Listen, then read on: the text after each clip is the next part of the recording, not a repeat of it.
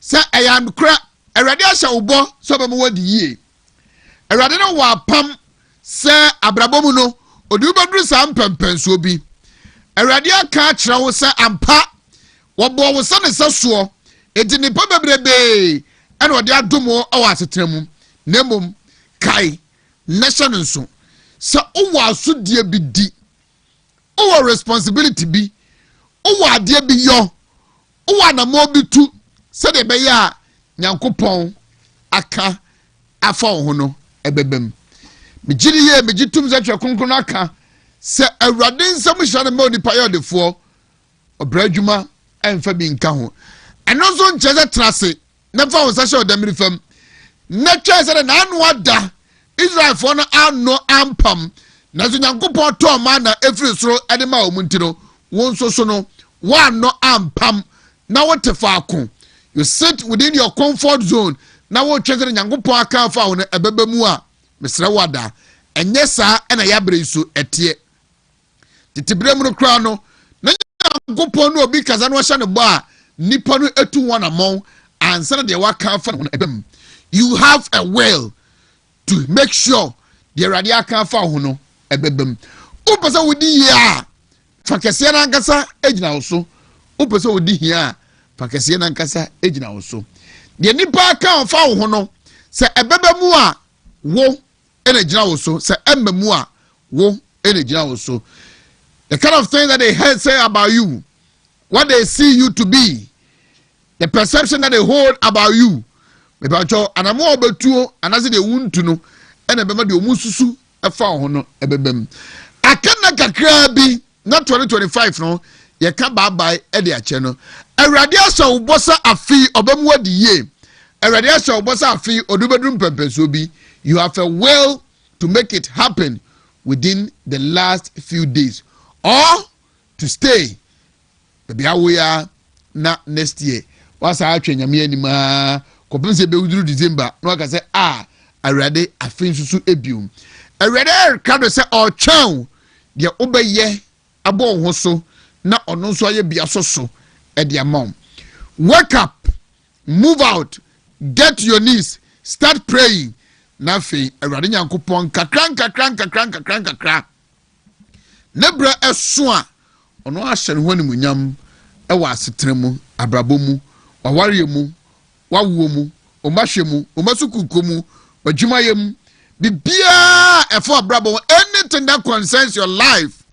There is a time Awurade Nyankopɔn ahyehye se nibremu no obemma wabuse ode adanse ebe hye wano e wanamo bia wutuo hu wodie ene se ema wabamu mmu ema de wuhunu ene de wate emu wabam na nte na nka se Awurade afede mapem mempem if Awurade onyaiwo eni ko hu onimwo se le wonimu ho anase onimu mpo e chen se de wonimu ho. The good thing is that yeti wei yenim de akira anase se moba akopɛ ewe yanim nanso Awurade Nyankopɔn a ɔno na bɔkwan ato yanim ene afaso no onim adekyemu asem nyina onim akira afri nra eti wodia ene se ne waka fa ho no obebusa ne se Awurade den na menyo tino nyom to ni bi se kyerɛkyerɛ me ɔkwan no na mentumi mfaso eti Awurade Nyankopɔn konkoto janim danase sabone fafri na ne ma mienu da bia me ne wo kye no busa no na dom ene na humobro adom no ebokwan ato homa emaw na humobro no adom nyansa ne nimde de wontumi nya no ode hunim de amaw na watimi atu anamo. You have a will to activate what the Lord has promised you. Say ebebem aso fokuo omaba omajomadwa ancha yaboafo no ho nsem no yede beba anopai meeting komo no na mikopie report wa cast for enso edi aba na Conrad foi eye gumaku a omo Germany no muta eye hwehwemu efa eni esisi awo mamu yamanyosem ɛne anam tu a dodo na yetu na enumu ɛna ekopie ye se ampa deɛ local research groups organizations ayeye no saa pepepe ɛnɛteɛ na nyame ya aduma bronya chi busumi edi kan ne da eto so aduasa back with the 31st day of January 2026 aba yekoto ayi frankatufo ede ama osono amanyokuo no nipa dodo na ebeto ede ama Dr. Bawumia na omo kire se wo mo omo no di nkomo no ema na omo bubu no Dr. Bawumia ebenya wahama bupembe aduosia enson be 67% ede ekra na owura Canada Japan enso ede etoaso ansana Dr. Brian Champon, Dr. Osaya Waduchum, and then Honorable Engineer Kwabena Eji Japan enso atoaso pepepe. This confirms the Musa Dankwa and other local research bodies aye na enso ede aba. Now, quickly, I don't know if you can help me with a releaser omo edeba na metima go through na menkin kai and from na menko phone line no so enkoye exercise we. So it was released the 16th of December, that is yesterday, and I 17th on the biblical no. Okay, you could dibrunya. The press release way every Conrad Adenauer Stephen na say survey ahead of NPP flag bearer primaries shows clear front runner and strong expectation for competent ethical leadership. The Conrad Adenauer Stephen CAS Ghana has conducted an extensive survey among more than 18,000 respondents to understand expectations and preferences ahead of the January 2026 NPP presidential primaries. The findings had a strong desire for competence, experience, and development-oriented leadership, as well as clear frontrunners among potential flag bearers. The survey, which includes the responses of over 5,000 MPP delegates and more than 13,000 citizens, non-delegates, reflects a highly inclusive and diverse national sample with strong representation across all age groups, core ages between 26 and 55, across urban, peri-urban, and rural areas.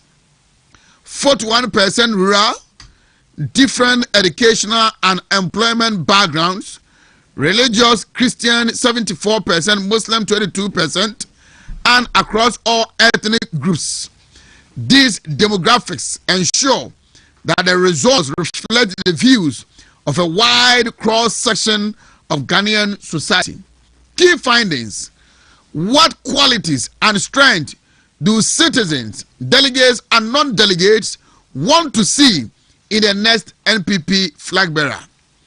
Across all respondents, the top expectations are competence, largest factor at 24.9%, experience 20.3%, vision 16.9%, accessibility also at the grassroots level 14.1%, and charisma 8.5%.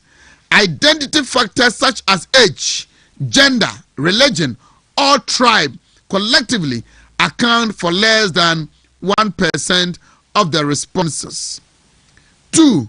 Which personality possesses the required leadership qualities? Delegates: Mahamadou Bawumia 69.7%, Honorable Kennedy Japan 22.5%, Dr. Brian Champon 6.0%, others 1% each.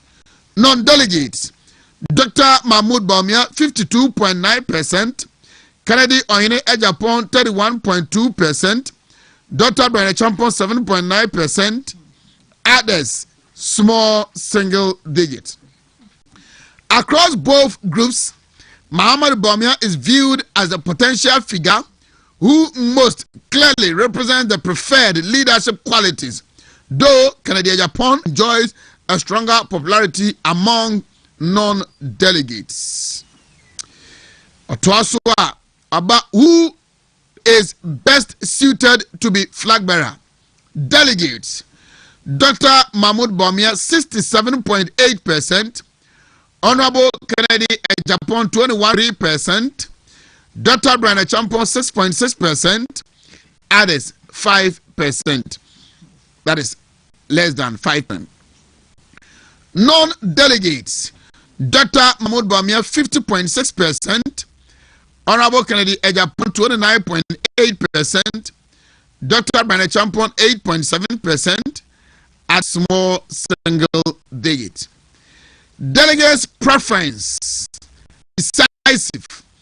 Bawumia leads by a 3.3 to 1 margin, currently positioning him as the overwhelming favorite if the primaries were held today. Overall interest in the primaries: 84.5% of MPP delegates stated they are very interested in the upcoming primaries, while only 37% of citizens, non-delegates, say they are very interested.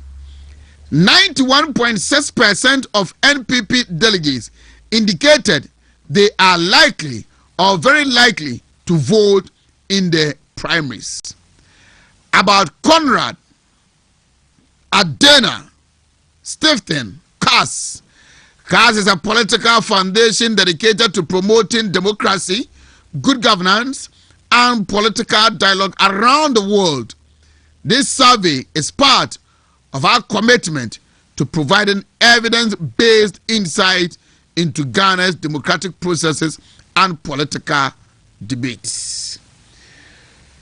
Eti mebacho diatia eneno. Medin kobo bebrebe na I'll come and discuss this later.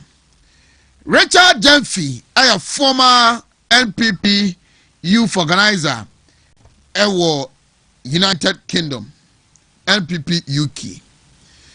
The 2024 elections, now he coordinates the diaspora campaign. And they, on Dr. Mahmoud Bawumia, Elenam, they call him Youth Jesus. Youth Jesus, Africhapa. However, I think this is a presidential introduction. Richard Jamfi Datus. Oheneba, what do you mean? Oheneba. Hello. Hello. Na me exercise we emrasisia me wia na yato so e come 16 after 7 and I Wednesday 17 days into December 2025. We have exactly 2 weeks to say bye bye to the year 2025. 2025 ko nyantem na wonko na emunsam doso do. That is. Oheneba. Hello. What do you mean? Hello. What is happening here? Oh. And try. Yeah, my connection, my music. Hello. Hello. That is. Yes, Oheneba. What do you mean? Osai. Hey, Madi any view. Madi any view. Okay. Mama, hello, that is. Hello, Oheneba. What do you mean? Stop. Metonka. Oh, yeah. Yamiadumo, make you introduction, a presidential introduction. You are the only few people who has acclaimed that pinnacle, you can say, or more invited certain presidents. Oheneba, wait to me.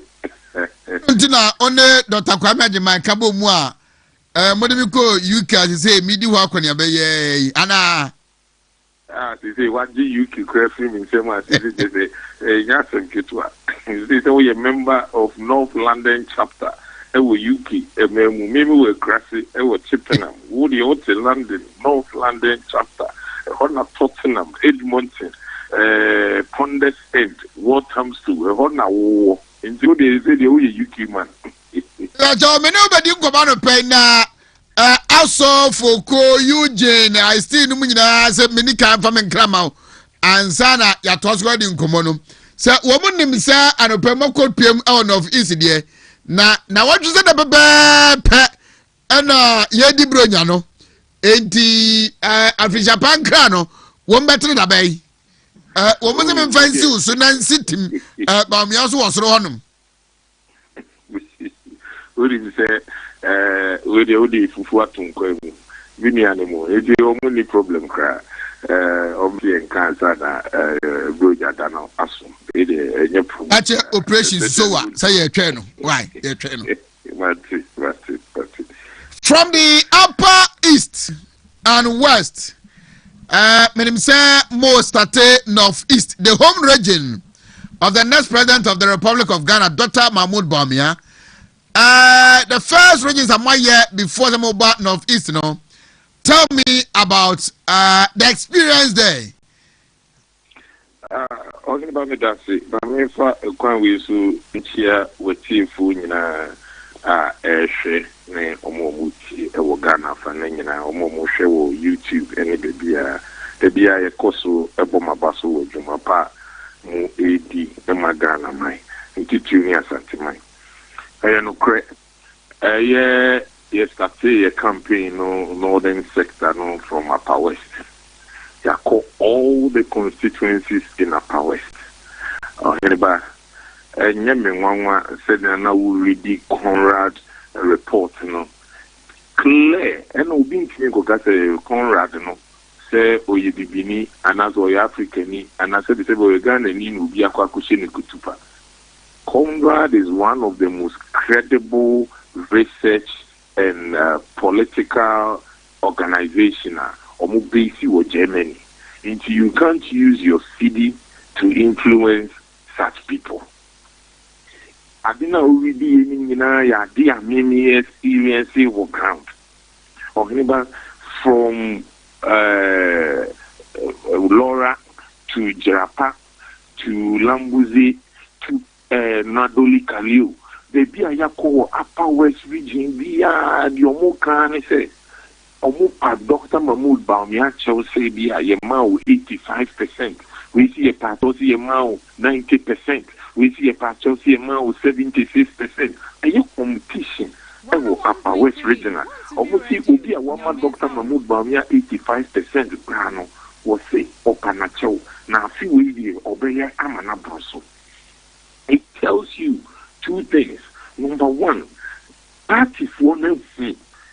Dr. Mahmoud Bawumia, the ethical values, and not a Conrad for Kayan. See a car will be ethical value. Ye stress any panel, ye qua which you saying that Usifa etoton and yoma. Se party no qua when ye hear more, saying of etoton and yoma, say party no edia, saying of atoton and yoma, saying only nipa related, ni bufu, with me controlling emotions. Nipa ni hwe nyina no hu se sa nipa we sie de ne ko epotoma Ghana for a yebeto party for no hu se sa de no eba Dr. Mahmoud Bawumia ni omo makana Dr. Mahmoud Bawumia e bi kan bebre. Number 2 omo hu se baby a ubeko bia Grassy de biara ubekubia ubeko no obi she MPP t-shirt and Dr. Mahmoud Bawumia ne deni mu enti party for no hu se we have political consistency since 1992. President Bia handed over Ama will be on a contested. And yet, clear say, any people more to me was he or no. Only Papa Cope and a John Mahama Aqua contest. Yet Dr. Mahmoud Bawumia. And the party for no whom say, the Bahu position a 1 year crying your Mai, and we here Yakumuno, and me are NBC for a BD. I supported Dr. Mahmoud Bawumia. Said ye ma President Kufuor. Said ye ma President Kufuor. Our Moko Kania Anino. You said political consistency will bring MPP to power. In the upper west in Ninara, me or train Yadwa or Oheneba, and yes, I mean, how many? Every constituency that we went declared massively for Dr. Mahmoud Bawumia, including former constituency executives, including electoral area coordinators, polling station chairman, influential people, just a nye asante to akra. Ye feel na ye de PM Upper East region. Na oshe border na map na the way city no Upper East no Yagaba Kubori North East ba ben Upper East pa inti stati ewo Yagaba Kubori obeka ise the former sports minister ehona udi MP na Oheneba Yagaba Kubori ne enye asem kitwa so almost say my doctor Frank Kasa because nim no dada nya dia afin oba be kasa power match wa nim Dr. Mahmoud Bawumia power match say omo de omo tie nyesa wo chine bi obepaka bakwa kasa ya chichire omo na ye omo ti say rubo so omo nyina nkoto bo ma Bawumia omo tie ne numa se no ye patch bre and sana delegates ne makwan ama Dr. Mahmoud Bawumia akasa you see ho any FCC mu Upper East region many are from Bulisa South, from Bulisa North, from all the constituencies, Nandom. They Ubia, Yomoka, as they say, Dr. Mahmoud Bawumia is the delegate's choice. When the Baudi Masama you call one constituency na electoral area coordinators in a 35 and na 33. Say 31, say omu declare omu support Ediama Dr. Mahmoud Bawumia. So when you now babijina podium meswa ye tra picture. Me who say akokrabi poso asori aba almost a polling station executive. Aba say na adentina ohune lecture was there. Polling station executives Bogona who say Dr. Mahmoud Bawumia le beji power ama MPP. And koma ye dino udoni friend downball. See to me, Jeffrey MPP, NDC for Sema, and Dr. Mahmoud Bawumia. Jakokranania bring a police station for now. Omu letter area coordinators. Support Bawumia. Omu Itiasi. This goes to represent Conrad for research or Modiaba. It's a grassroots party, no. Dr. Mahmoud Bawumia. And more be until you said you will be a grassroots person, will be a grassroots person. Or about the most grassroots candidate among the five is Dr. Mahmoud Bawumia.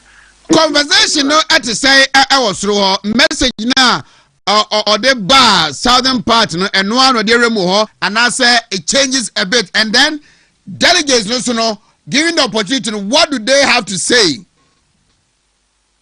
So Adia ne had delegates no be play number one. And they say among for up to tribal and religious bigotry sort of campaign. Almost say a Slim Hano because Bawumia said the Ofi is Slimity and Omuna eternity.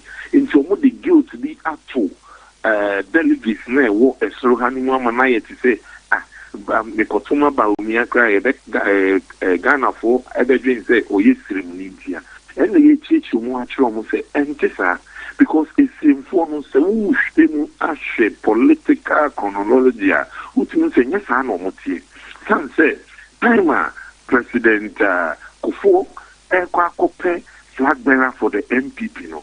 Now you will see me now also pese okudi atineni. Let's so it's no phone na to abano ema yewa President Kufuor ema no ebedi flag bearer. Sabre no de yankase isimfo eye enyimu.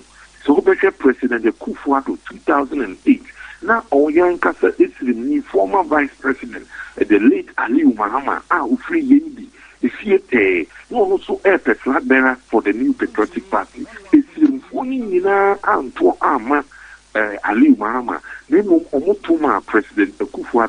Exre ade baako. Exre ese isimfo no mo religion. When no more share tribal lines almost obia or yet competent. I'll bet in your G2 no, ama MPP.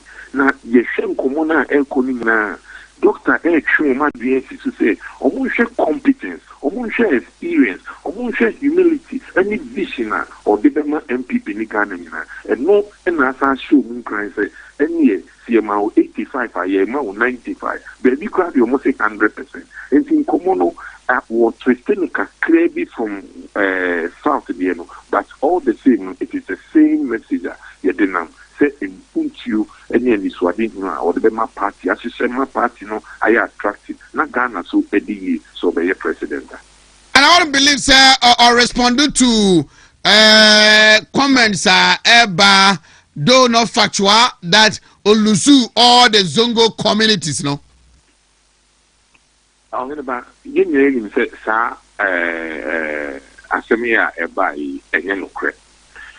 San say nipa na okojina TV so any radio so e kan sa asem no se wo ko no ani constituency wa wo bepo so e wo akuye mantem wona zongo community se wo hono Dr. Mahmoud Bawumia ne di kan enti eyen futuro e na ye to egu opeso tugu delegates for na delegates for ni no kure because over 3,000 zongo yekano omo enfana omo metre we have the data of anybody can say we have the number send you amana who say we share the zongo trend now last from 2016 2020 up to 2024 now you vote ayenya was zongo communities now was hovering around 25 and 30% of anybody in you Zongo areas, now you're between 25 and 30% MPP votes. And it tells you, say naturally, among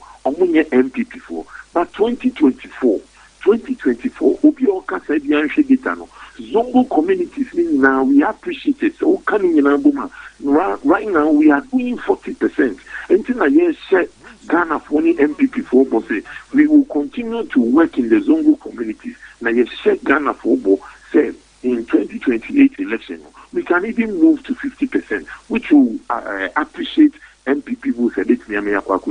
In Kenya, no credit said Dr. Mahmoud Bawumia, one Zungu community in the whole Ghana, and Omotoma, and Yano Oheneba. And they know they are more good than that. Are you able to visit the Baboon? So, currently, a good question. Currently, there is a massive curfew and political activities via Nkoso Ewo Boko 6 Boko constituencies no and untino with lobbies asem yes akwanji so ema yishia empenyefo bebre a omufri that think na omo ye juma ama MPP but I would say a whole seven no no I know but omo matter who are paying 4 years so but we will protect them and make sure that everybody is safe. So today you are back to the home region of His Excellency the former Vice President, North East. And then Echna and what you say?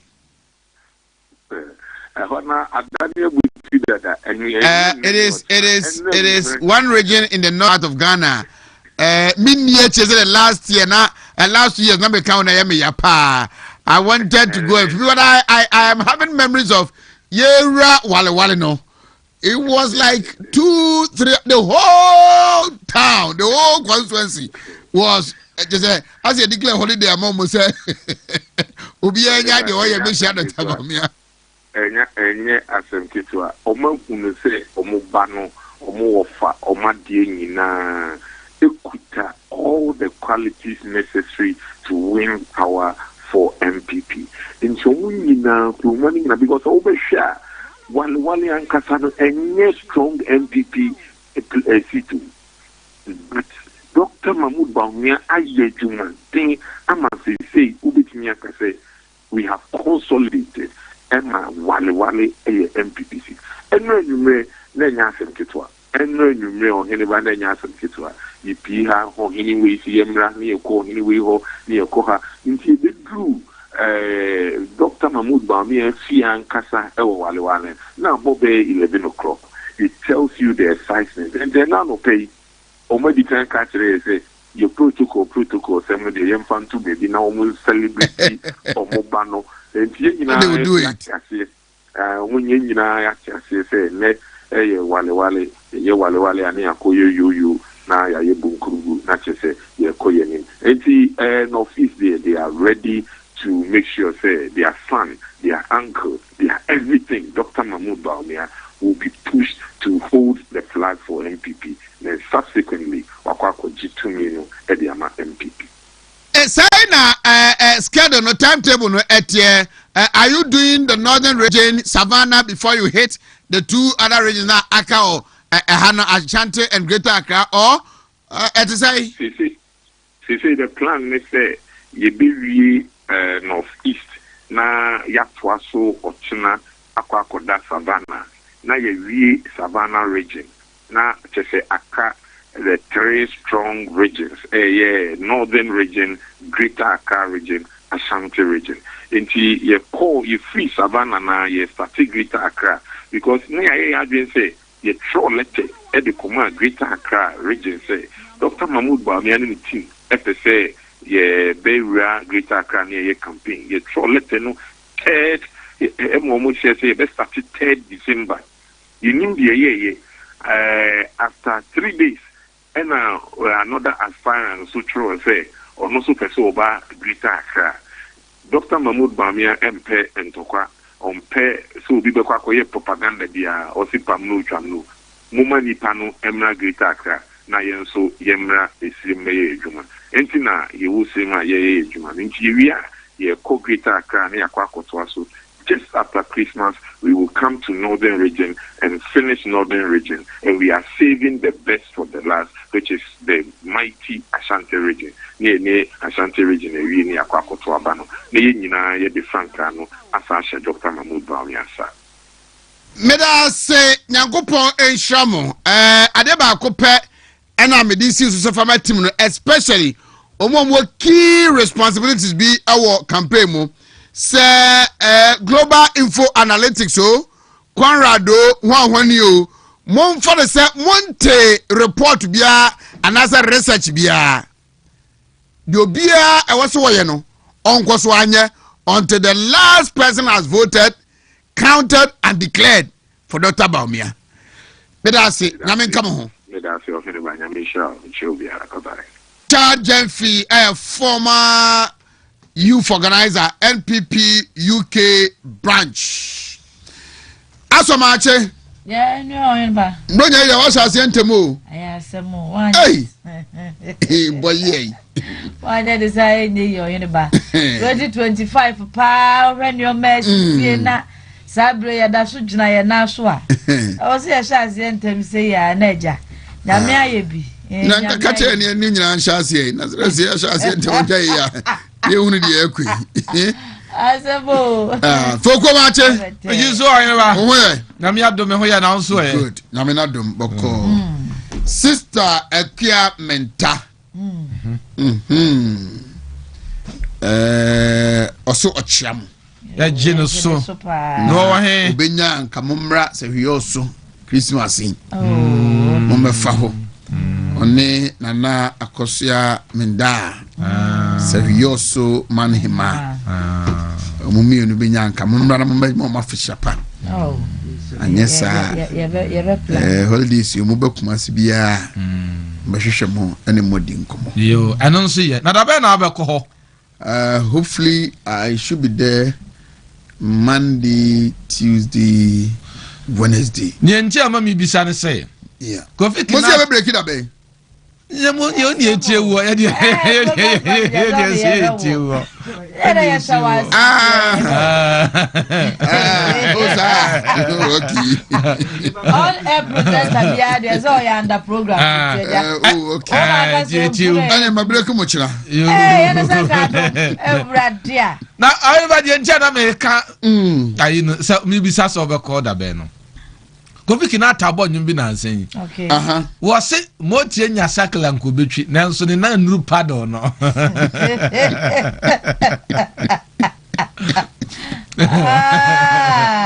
It's woke up as he said. No take a dear which on your sacral good be that's the name no pardon. I'm going to answer way. The idea bet to petty. I think how qua. Aha. That's a real so. Oh, dear Guaca. Do you remember Grandcas and Mekoa? Who did care with the way? Because I mean to Tomwa, traffic as well. Not trying to myself for lie. Cilium Janshi, as your bois. Debbie, before some dress your boano, a you ho, a snet, as your boss net, another traffic light to ho, as I know do IPT, as I know do a university campus or do a Patrapa Junction, Supreme Savior, yes, and two anymore, and son a Buaka market traffic light. You mean to turn in the office? Now, one and two thousand watch your Mukra, Edru Bear, a quantum and answer. I can tell you dancing. Trotting myself. Difference in here. Wow. Trotting myself. Myself. Why would you? The original friend say myself. Difference. That's what I do. I was an academic car.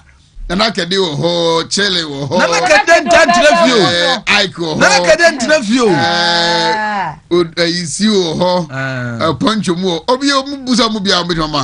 Not a Stena member at far of Friend Club 50. Mama Cow. Nana can interview. You better must have better about Hokrana. Odiko. I know, I know, Nama, we are Sebu.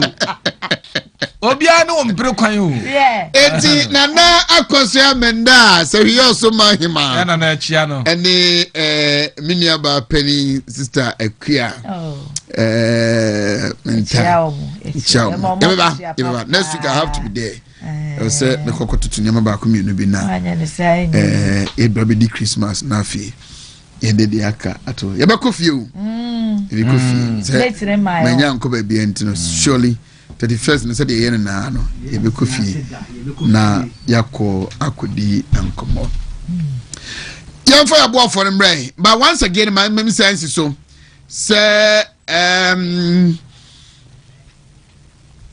people knew of this reporter Conrad for Edia Bay enunti enomo try say ombe use media no e de ashepi omo conversation no draw attention to themselves.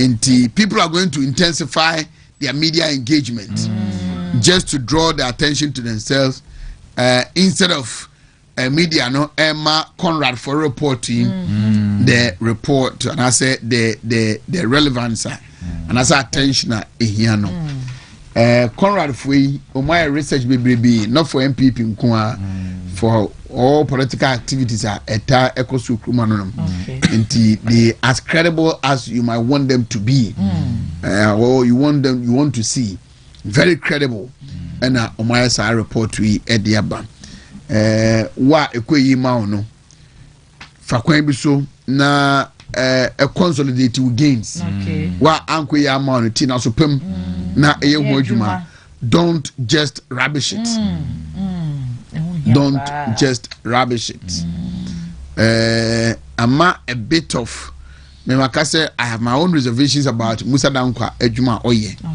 we dey also today as we speak he has become an authority because they all can be whether it's a good research or not or can ebem it's a lot to crowd or to lot to no onimto what you say they all can ebem intino this Conrad for about no ebe confirm the Musa Dankwa can say omo prefer say honorable Japan ebe ye flag bearer of the MPP do do na ye omo munye NPP for okay na o share Conrad for research na non delegate no honorable Japan appreciate kakra okay and the tabamia edipe kakra what I say which is good and then delegate no na in a general election no wait me I win election I convince nipa 17 million moto abama wa you should be able to convince 230,000 moto aba within the MPP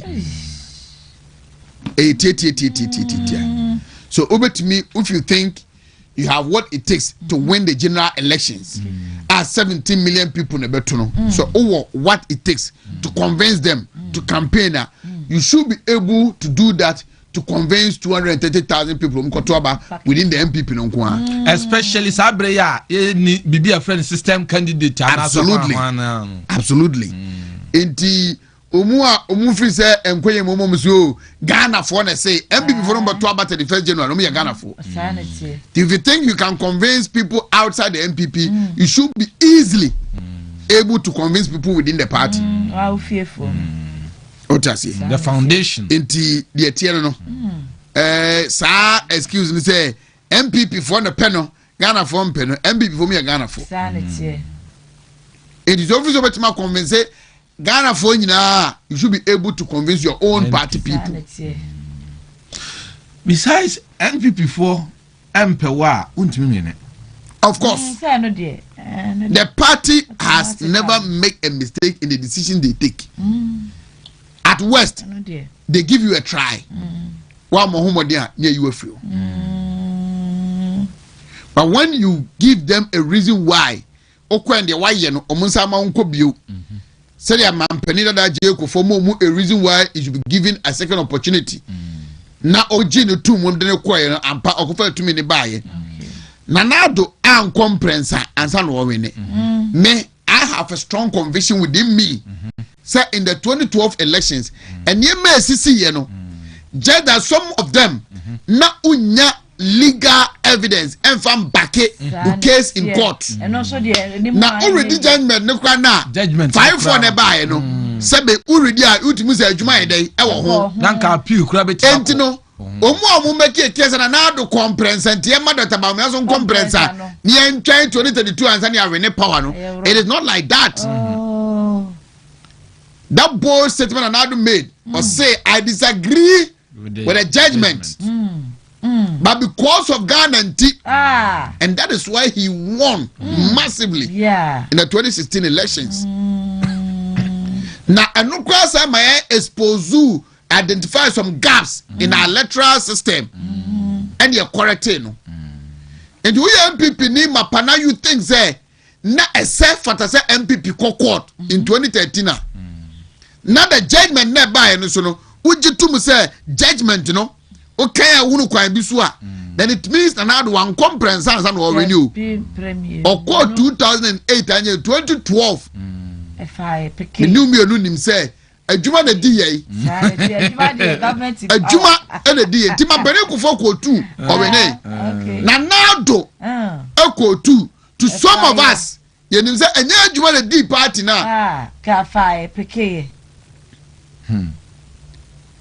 enti mampani kofo modern bar oboye no another modern bar oboye no same way and at the tabamia abo modern mo if you look at the popular vote on the obo modern as mampani kofo so consistency as we say in politics in whatever decision that you are making it pays. And that is why some of us we are saying Mama ma endis from work no end decide my it is clear come on endis for coalition the MPP for the temper on this room okoka obi say obi a wako no akwa election wa winning over 17 at 1.7 million votes and now you threat mano John Mahama for the first time Olusui by about 1.1 million or so. By year 2024, you benya na Kenya on the NDC candidate. You benya na Kenya on the NDC candidate. And you muko primaries, the engineer coming back up there before. Because now we think you will be easily flawed. You better my put 10 dance your Mahama. And this party delegates now obi tuntu futu ogmo ni say enya and Dr. Bamian and this for so no bia o ma beaten by 1.7 million votes no it doesn't hold John Mahama yeah quote 2024 benya na Kenya wono and enya candidate in any case you beating 1.1 as I said in 2016 no 2020 or so by hoping 500,000 no that was when now on now the age now. This time the NDC for the ban onyina presidential elections wo kroma da. Ne popular. Onyina bi da. Say the J Kufo elusu ye. Na John Rollins eko. Enya ono ni gina nti.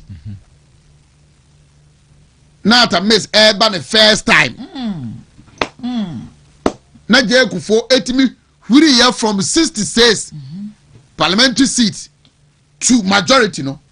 This time, Dr. Baumia will meet an NDC candidate who is a new candidate on election.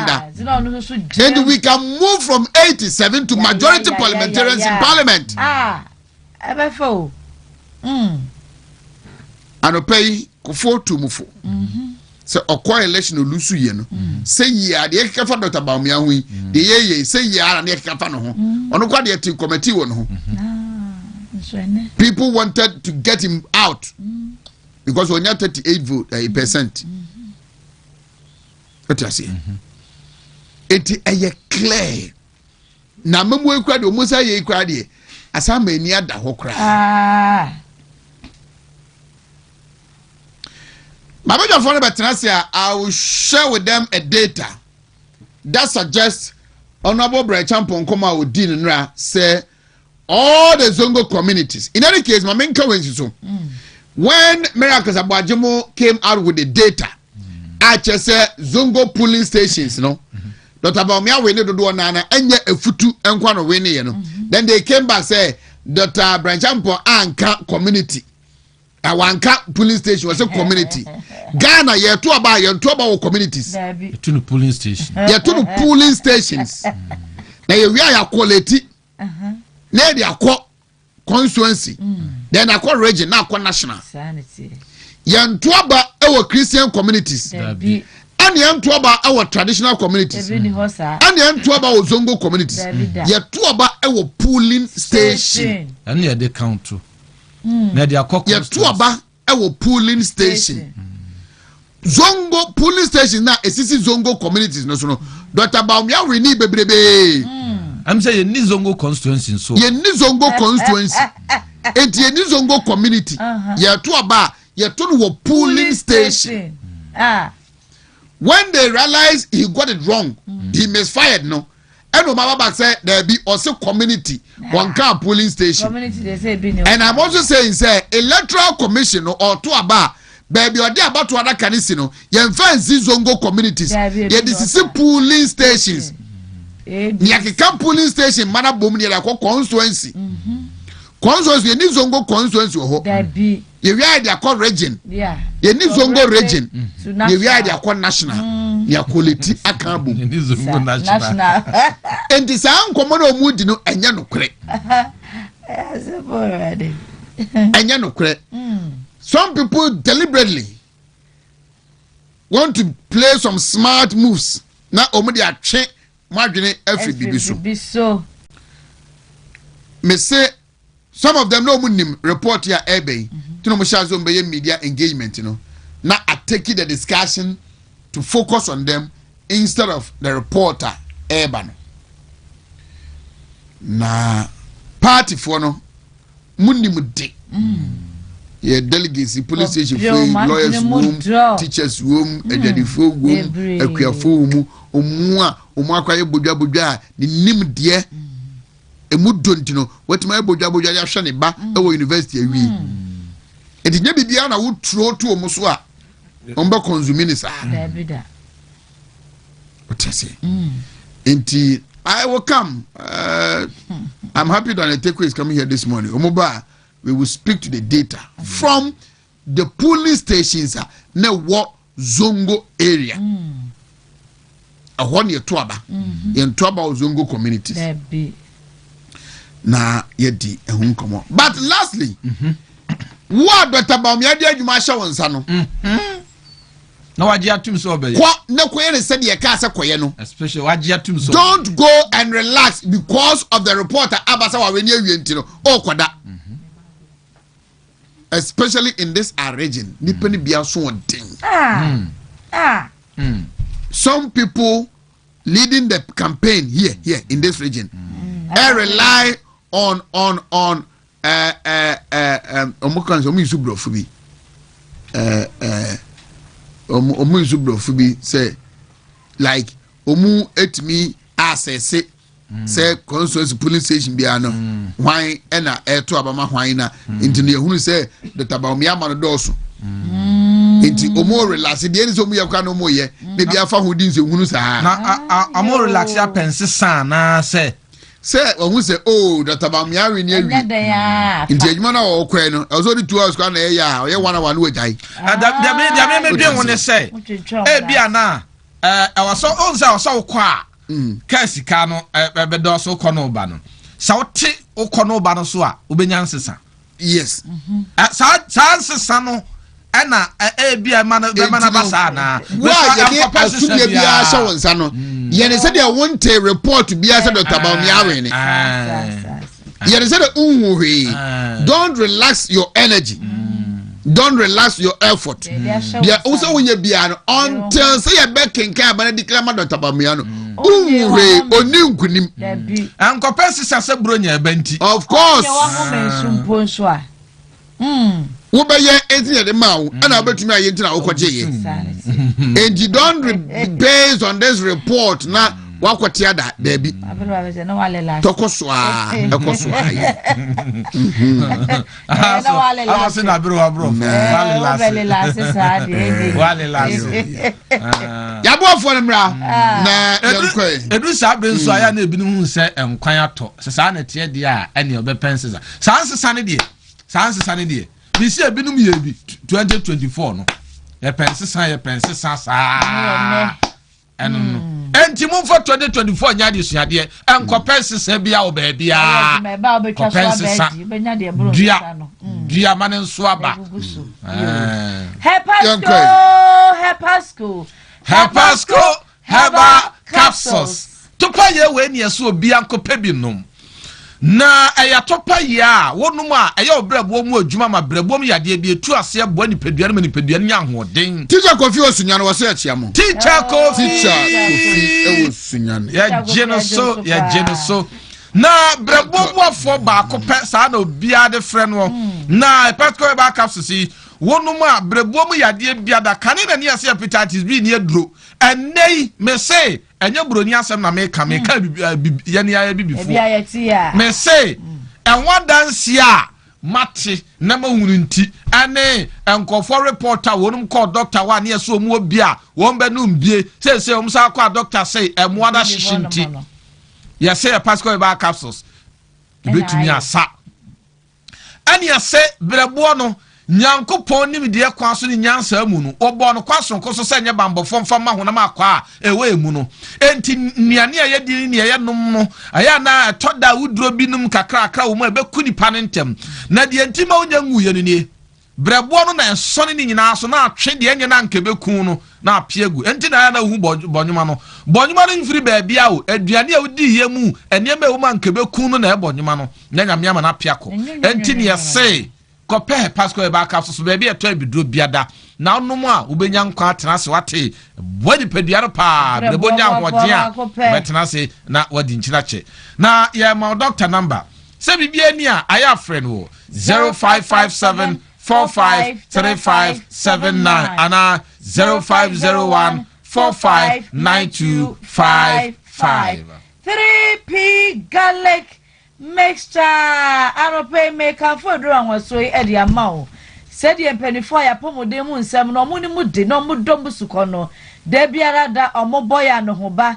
se garlic de ni pedwe bia ke ni kwa se pa ho na nso na ya wo kwa akodi bia wo kwa wi bia wo kwa tafri bia yi wo be obi a na obi a twe ne ho se sent na ya na no odin saa no nti ana piwa ke fo ahweso a wo ma dwene me no mienu a garlic no o ma chi mu nsuo no no mu de agu ntuam a eno wonom a enye ho na emumo no ba bekwoti anyare wa ahodo bebre we no enkaja yemfa nsuo enfremu empempi no bi ho no se me de garlic de me fie empa ho wo de ne sen wo de no aduane ahodi na ewo mo na ka bebo ni pedua no wo de akaja nti asai piwa kefo sei wo mo de ne de enka nsuo nkaja enu nti anope ko pebi na no mebeboa wo ebekwoti anyare wa ahodo beba mo jetumi adi afurusane ewo ni pedua ni mu yie anope wa ya kese abroso asma yare no ada ne kranko no won so wofuru aye kapu frama ba gire ma otini pa mu kra no a na wofuru ebom wo no modna akopɛ 3p garlic mixture nature on so beba no abedamase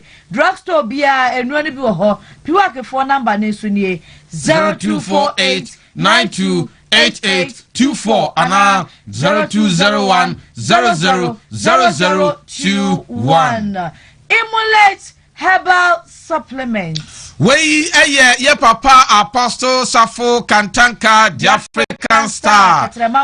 Nyame mfare krensie. Ansa no owu no. Na waye duro nwanwaso bi a wode abafu nimde kwan kyese ya ye hwehwemu aye duro nwanwaso a esanya do pa na minimu ada em said na we no ano na ye wela wo ye e dia ma minu mienu Ghana ma de hye nyina esanse wo na ye nkrata da na japade ne de unya bi udinim onka ne ma ho na busia wonka ho na duro we de ubenya kyefa wo bra wakwa akopa bianom na wo ye de ne ye de say ade no wo din di a se kani pedua de a anya imulate nso etumisa esan se ade esa ade bia afiri ni pati so besiri nase na mo apomuden na abo ho ban so afiri ade ho yewo enkofo bi owo a doctor declare wonum so mu nkofie nkowu a wo mu num imulate ba supplement no onya nkwate ase wonum nyare da onya hoden foforo ebi no wo a wonum yare nsa yade bia chese ekawa yenim se eni eduro ebesa afoforo yade bi kura wo a yes friend amodi yade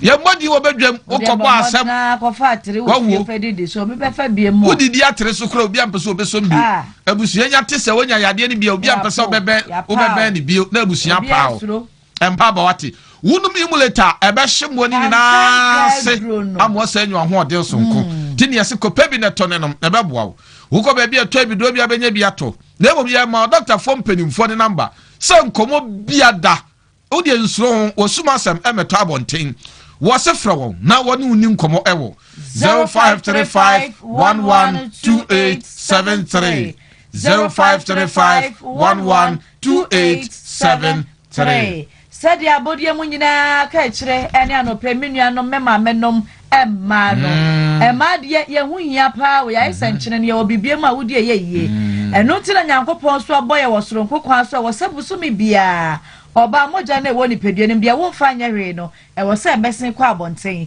na ohun mbona etwayopo na saade we na kroto na se wo anhwe ne yi a na edi nsempi no a eba eno tie maame akira adwo ne yenuane mo ma wo so obi wo hono se de nyankropon aye ni nyina achi no ne boso me ne so wo ko ni pemu a chese ne ho no ezise ne ho so yie esase wo be ko ne sa so wo na chi adan me ho asai ana oso da ji so ko prepare obi ayi hwe machi mame okotena mema mukura de ana waka anope maame akira se wo de pardon wo so obi aba sa emma no ene meboa yen yesiesie ho wa bra emfa no dwabo ne nipadodo e wase onso betimi akobi wa bra besore no na ne o manyina aye kama ese ma yenyina ya fompa no wo so ese brato na ye to ne to ye ntia no pe obodwa akieso no a wo ye no pepitu gumwai ebeboa wo emfa so wo so papa de nya ne so be fry ma me akire bruwa 0553611442 ana 0277491385 Exodus Moringa capsules and Exodus Dandelion capsules. Yawa ya de wudu obi o wa ye frɛ won ye sciatica, diabetes, pressure, ani ya de bi akeke ka ho. Nadro ani ye frɛ no Exodus Moringa capsules and Exodus Dandelion capsules. Na so dia no pa no moringa capsules ni mienu dandelion ni mienu ewia moringa capsules mienu dandelion ni mienu anyuna ya ne sawate na be usampa wade ho de free sa ya de wa hodu ho na uwia ye wo Exodus for you wo de hwe TV nani a ade ne da wo no sam wo be kan se kokomi so nko hwe ni na nkogum fa trade ni nkokoi didi kokoi no fa sam premier sa na sam prena emfa nkonu ase mani nsi abrosan da bi na uka wudi a ede ebe mew na asasa yade na mpemfo no de saw yade nyina akyi no sanso ye anti aging enkwada no nso ebi o madwene mu enti ne ase ko be bia to abido ne ko bi sa pebito o ko atonso agogo high school junction edwa na ewo ho no a be bia ya obi to ne mpaboa no a ho de obetu ndo so puo no akọ akoto anya so mfaso na ye de doctor number ma wo say uhie bibia da wo betimi afre no 0544 447033 0544447033 Kivo 4-in-1 Aya garage chilom katiam yadi ni da wono na ede papa Kivo hot pepper no Ano so ni mekwa choba fo indomie fo ene mai ni maduane no ano de ye aduane ma ne ye denti osu kope bi na fa ye wo kiosk ne shop supermarket awodo Gasto mixture anope ye funu mu haw emu amane nyina no Gasto mixture ena wo right Gasto Menso plus mixture so bebo ba ebe ma obosomi akwantu no he wonte ya wo mmere enidane na se betu ebe corrective days na eba first afemu ni nyina ebe ba first wa bra enfomo kwan Roster plus mixture so ye mema duro we ena wo nunum bia ebo wo ama prostate yare one ne tunkwanta wa paye obadwo so boko wa bra wo mmere wonte ya ebe mo nsusu ebi nkemu nature medics ena di noi aba be bia to aduro bia ebi wo ho obetimi so afre 0248778899 0248778899 Kitima Herbal Center enemu nsaya de ya de bonia se ebetumi account na okra wonya we sa account obi so wa kama obewu sampa akano na unsusanso obi ni se etimi sai woridie nyina damo se ye begu mo ahwe yobeka so obi ato adu woridie nyina be sai wedie nso ye mono mokwa misra wa da ha sa namu nsaya de etimi se obi awo ho kwan no obre pa wo ya wo duro no onim se eye namu nsaya de na esi ne kwan obi su kura ho a obawu nanso obawu ba wie na ne bana di for me ne bana di dam ada na di obadem sa enti ne se ko Kitima Herbal Center na wonu mu ma enamu nsaya de adura betu ase ama ho atɔ se wo ba ana bema ko ebua kwase paase Gawo Junction ho no mu a ho na be Kitima Herbal Center na wakɔ akɔjo ayaresa eno nti ne se ya de number we ma bogu phone so na wa anyira eni 0246 914717 0246 914717 anope wa wudi divia na obo no ehhehye wo no obo no be di bewe na ne honam twetwe ne saa obi so wo no makwam de na kyese ne yemu bedwa no aduane no so onya bi na otetu mu a kyere se ke wani po ankeye anope eye stomach ulcer na etete wo a edura beboa wo a eye Haxa mixture ene Haxa capsules edre awanwade a eye ema da santi wo mo a na nkomu ne ni da so na de biara da osu hu ena me osayo ene Haxa edre ye to ase entimrane e de se edre ene se osa tamfo enti unya nombia enkase osa eni edro we no ekum kro na wi a asanso akumabo na de ba ye no enu nti na se boru drugstore bia ebe wo ne kopa bito ana unsu betimi afre 0240 238310 ana 0203822855 Jackson University College ayesia ponwa wonu mo ade kira wo kire no ho no ade kira no kura ni ukokosua na uba wadwuma penye den enye se nkofo de bi omye ba bia uwi a wonya adwuma nyono da bi na ye obi a wo ye adwuma dadanso na pesa wo to suku kroso a wonu ma ye nhehye se ubetimi aye adwuma na sa ko school no wo bra enha wo kran se wadwuma na onsuku fees tua no so enhye wonu ma ya to no ede se wo munim se nya de obenya bum ede aba to abie kwan to se wo de bra betu school fees no susu wonya 5 cedis afatuo wonya 50 cedis afatuo wonya 100 cedis afatuo na ototo o saa eso a na etua school fees na ma nto mre so tiase aha ana wo kire se edisua de awodo bebre so ofesa wo ba be teacher pa ko Jackson wonu mebe ma ntete pa wo pesa usua be funimde computer ho adesua cyber security computer engineering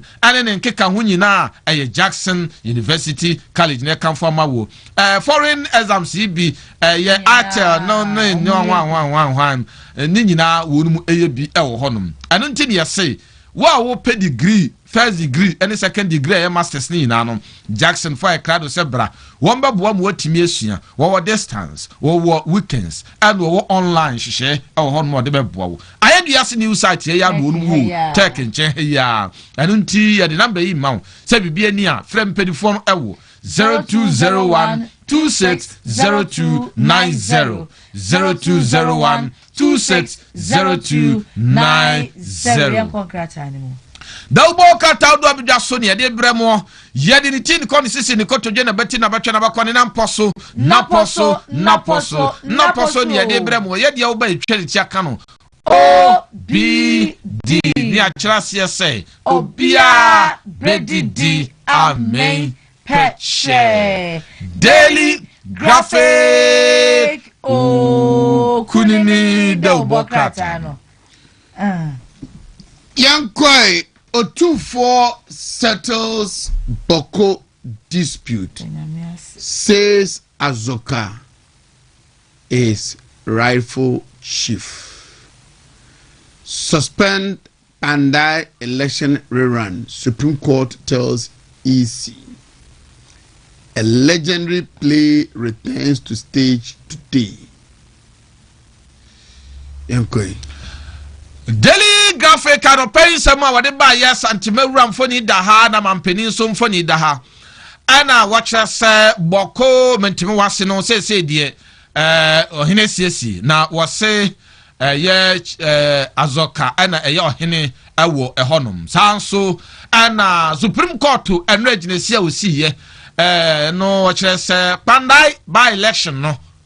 Woman so electoral commission. Some of kind say 30th no some no say 30th nti omon twentwen so asan enti mami som e wo daily guide de wo bo krata no eno so emwe daily guide ena abe daily guide na attention ko kra Supreme Court blocks Pandai election rerun. NPP flag bearer race. Baumia leads with 67.8%. Ken 21.3%. Cars survey. Nana dismisses Ofuriata intervention claims. 5 social media police officers interdicted.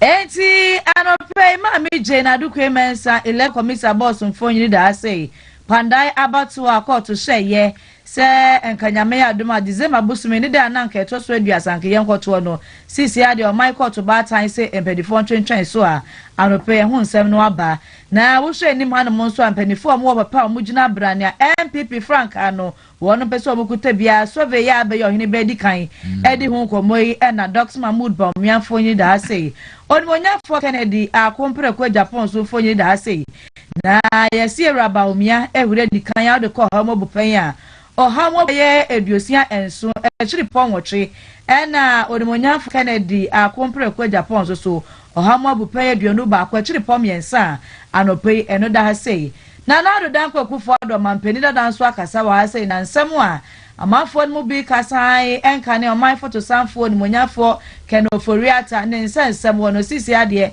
o mampeni dada e de no forifori mu agbo mu twitwa age no se nya nokre onyina ba bia anya sa anope hu nsem so kratafa to so ensia na IGP fonyini so da sisi ade aposi for mako enum a social media aba fonteta video no so jesi enimo mo ho no mo no ye interdict wo mo anope hu nsem no so pa kenkan no daily guide ene de bai anaba ayi survey yo nyama mani je survey na ba out no ho ne say ankofo bi peso mo forso ade adwe bi tu ankofo bi tirimu say aba no obi bewiem said ye be ya sa anko said ye wo mu si predict na wo manya bibia agina so wo mu twam empoma ade ato wo no asem o mo ka no na asemba wo manya kwa huresim ba survey we nso expose wo mu enti se ba na de be se on se survey bi akoso enti nya de nkofo bi keka pese o mo sen nkofo adwen ema wonu mu basabasa no da bi enti sa kwani mame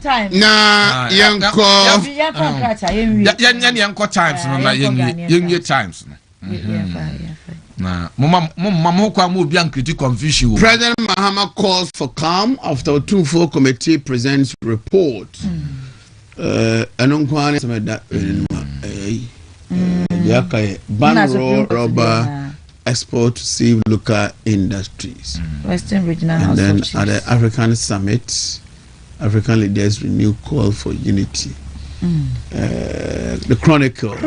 I will win hands down. Yeah, no.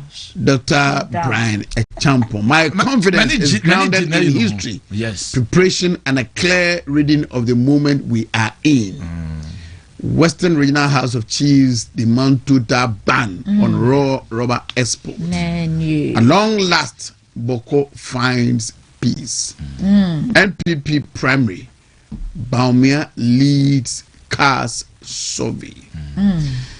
Young Queen. Say where they no. I have news. Boga paper. Our boga paper. Oheneba news. Otumfuo Asiedu the second presents Boko conflict mediation report to President John Dramani Mahama. NPP presidential premise: justice and fairness must prevail. Dr. Henry Kokofu declares in Hall, UK. Campaign on issues, not insults.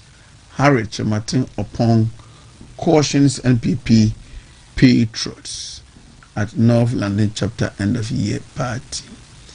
His capacity to withstand challenges qualifies him as national chairman.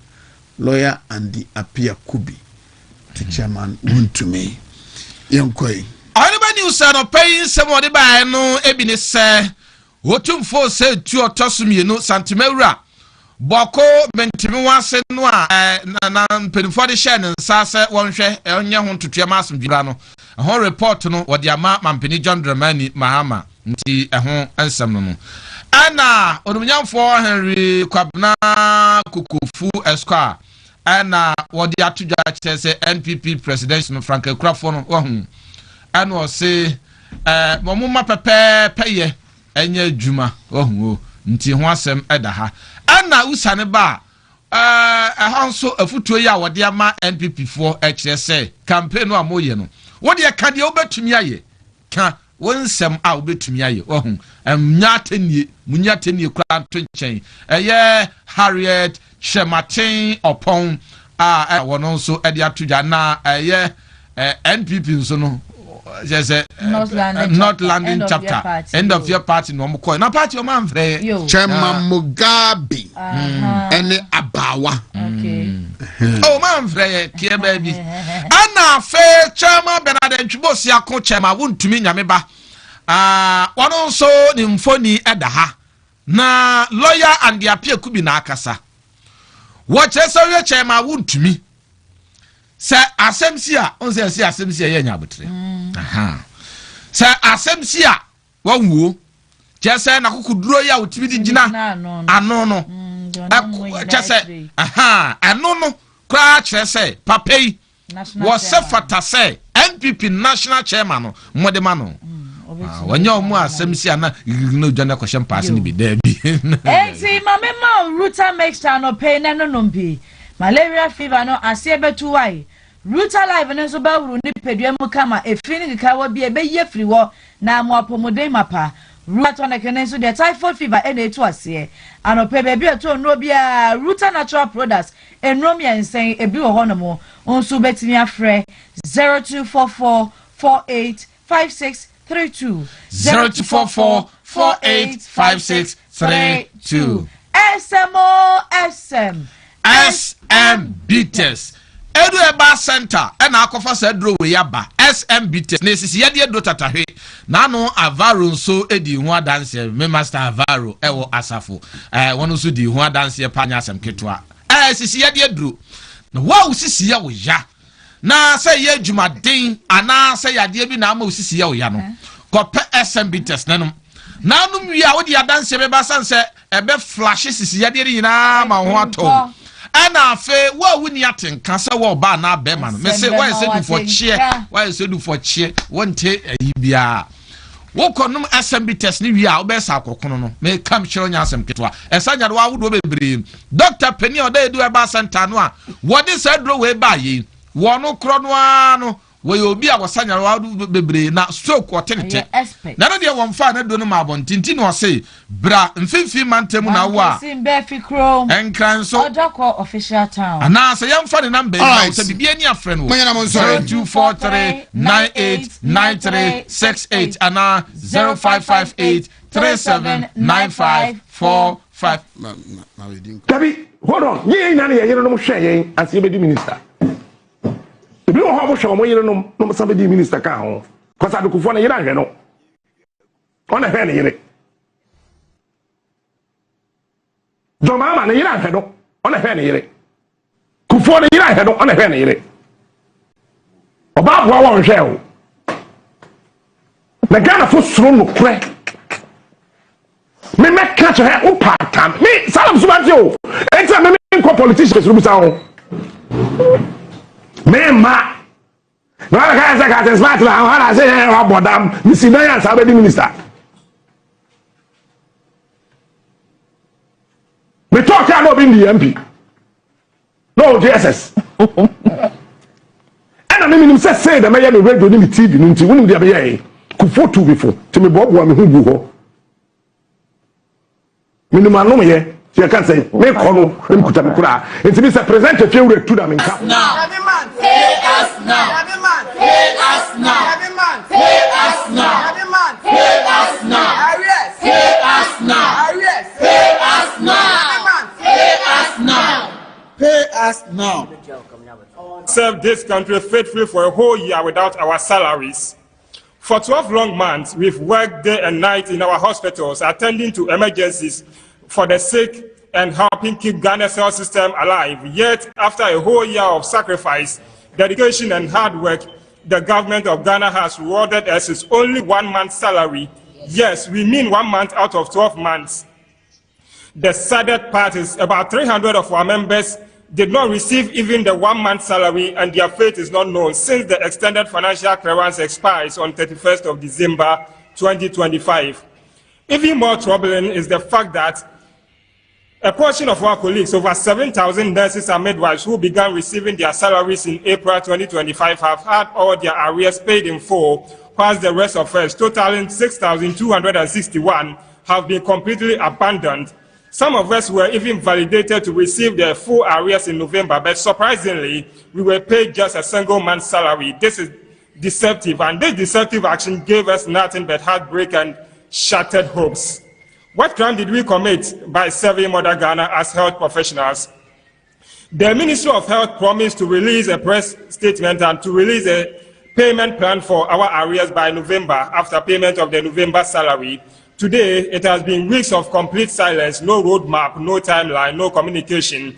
Instead, what we received is a misleading press release from the ministry claiming that they have paid us, when the reality on grounds is just directly the opposite of what the ministry communicated. What we want for now, and what we want Ghana to know. Our rent expired this month, and many of us are facing eviction. We go to work on empty stomach, unable to afford basic meals, let alone balanced diet. We walk long distances to and from work because we cannot afford transportation. We are sinking in debt, borrowing just to survive. And the worst of it all is we are battling depression, disgrace, and psychological distress, doing full-time work with no pay. This is not just unfair, it is inhuman. This is not just a delay, it is betrayal. And this is not just a burden, it is a national crisis affecting the very foundation of Ghana's health system. How can a country claim to value healthcare when its own nurses and midwives are being starved, humiliated, and emotionally broken?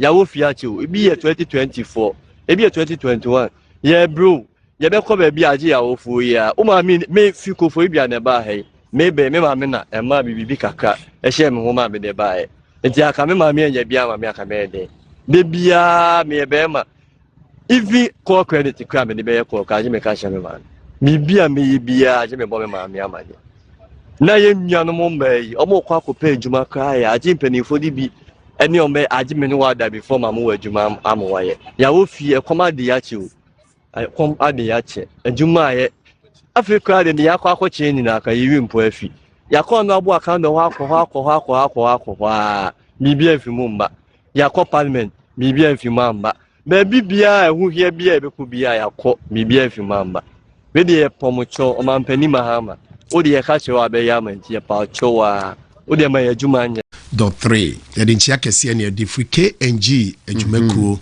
na sa ne de nchia kese so free time herbal center ne sa de nchia so Africa Noga herbal clinic e de ahwe ama abusuafo nyina wanyene ba hwe sese ya yebedi Christmas yebedi Christmas yi be ha dwene pa ase ye didi aye no no obi so da ho ye no ho hwe ya enye yi eti ebe ye se obedi ka bomoden wakwa hospital akohwehwe onipadua num na de atochi ma bia no obehwe siesie ansa na bronya no kra ya bawrem obi beka se bronya no kra ya wramu anesa na mpanifo se senior dane da ye kana ama me no wansre na free yare no yesre emfa yare nsanko ra 2026 mu eti anopa die se wo pa yare sabia bi na wo de ho akwa wo doctor no waboa wo de afoni check Noga Herbal Clinic ya se no espresso adeja na Oheneba mesro they say yare a your friend diabetes e kona nimpa yi obu obe check no sugar no obehwe na ne FBS na nam 6 na ko 10 obu okra na shoot ko 20 ni 25 obu oso na RBS ne so nam 10 any 15 me pache basi ya betimi ekun if you say diabetes yare na say esichire yare no ekotwetwe yare ahodo bebre na de bre ni pedua no iti mesre sen komo e betwetwe mresi makakra da yanim nya abotre netie ne beboa wo pa yi na ansa no so no century de yare na hawa ye malaria me pacho ko pharmacy shop drugstore anase herbal shop bia ne kope time herbal mesha na nunu bi ne beboa wanum nyawo de udidi a wontene de nya time herbal mesha saa so na bema wakodi mpamu agura akote yare ojonso a bema mu ye ya pa yaji so kura bema ni mu den me pacho bomoden e ne konya time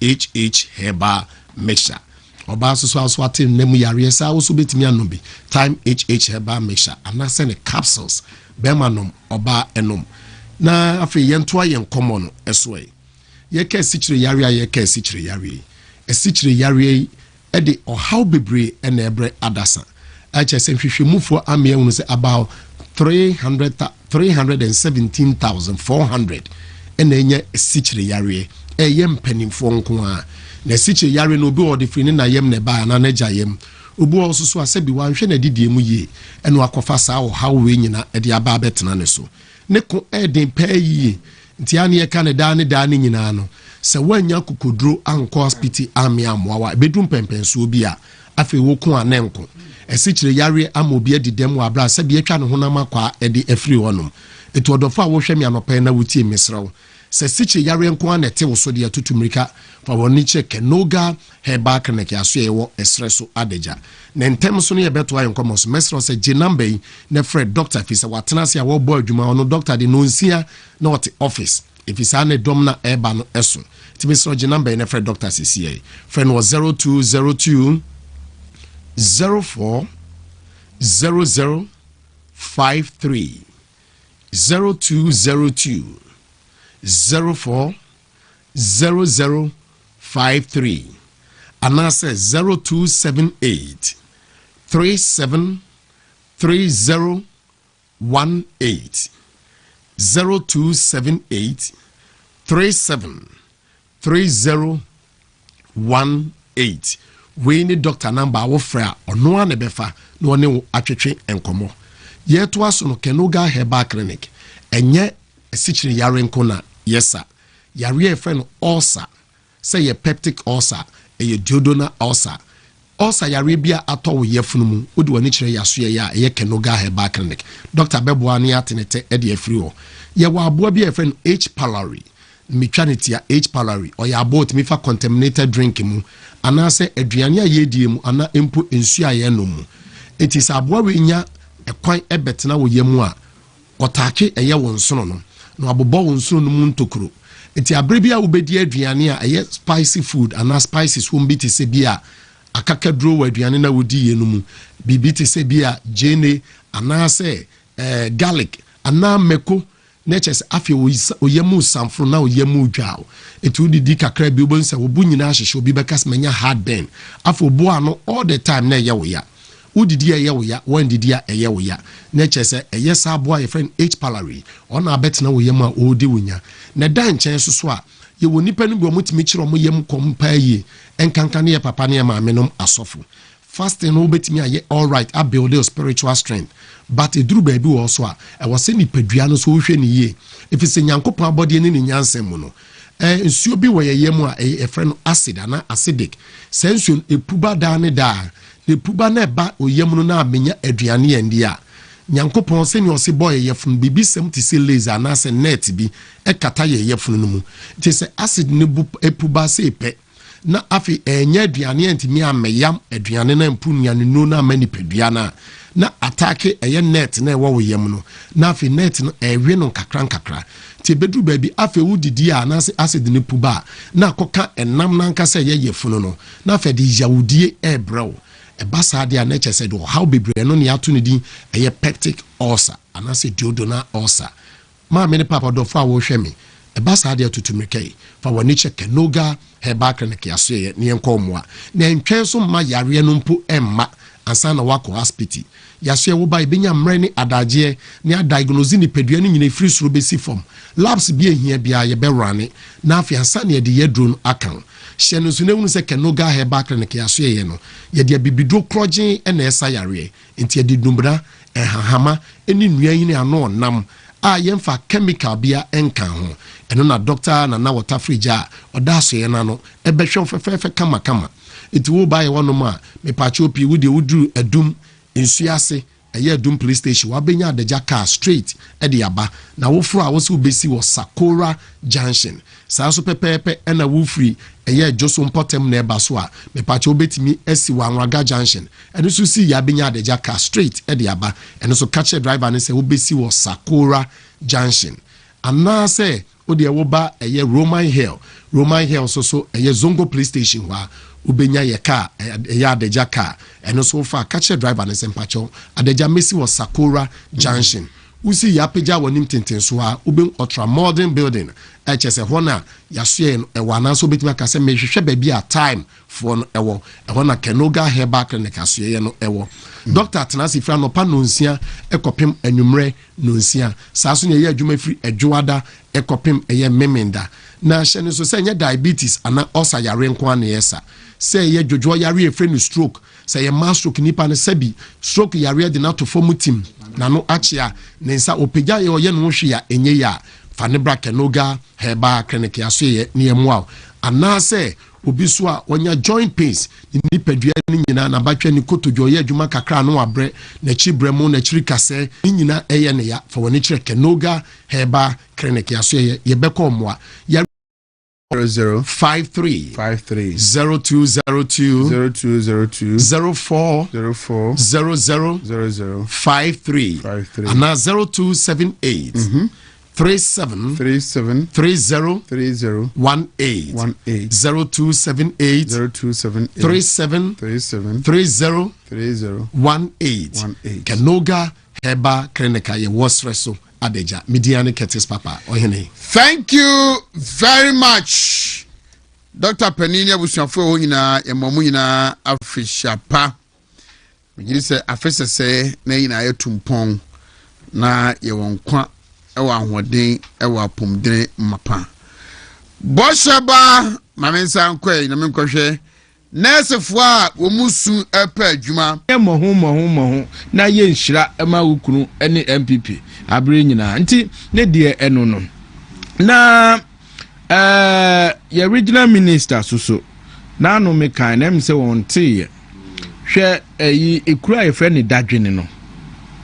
a ewo oboase dadwene ene titewere ya bechi wo mu ahomachi bia akogum 2 weeks nipa over 400 emema wo krom wo nyina kwache wo mo na de ma asem no ye ya ne se na enye wo mu o eye central region ayamfre ekuro bi wo ho ye frɛ no kadadwene ɛna wo ne naimosufo no bu ani wo ho eti soja ni dia ɛhɔ no kra ye central ye se oboase ba bi esi na enye oboase mum ɛna mekan se asem na nkasa ba bi esi ye no eye central region ayamfre ekuro bi de kadadwene ɛna omu mistake ye eba dadwene a ɛwɔ oboase.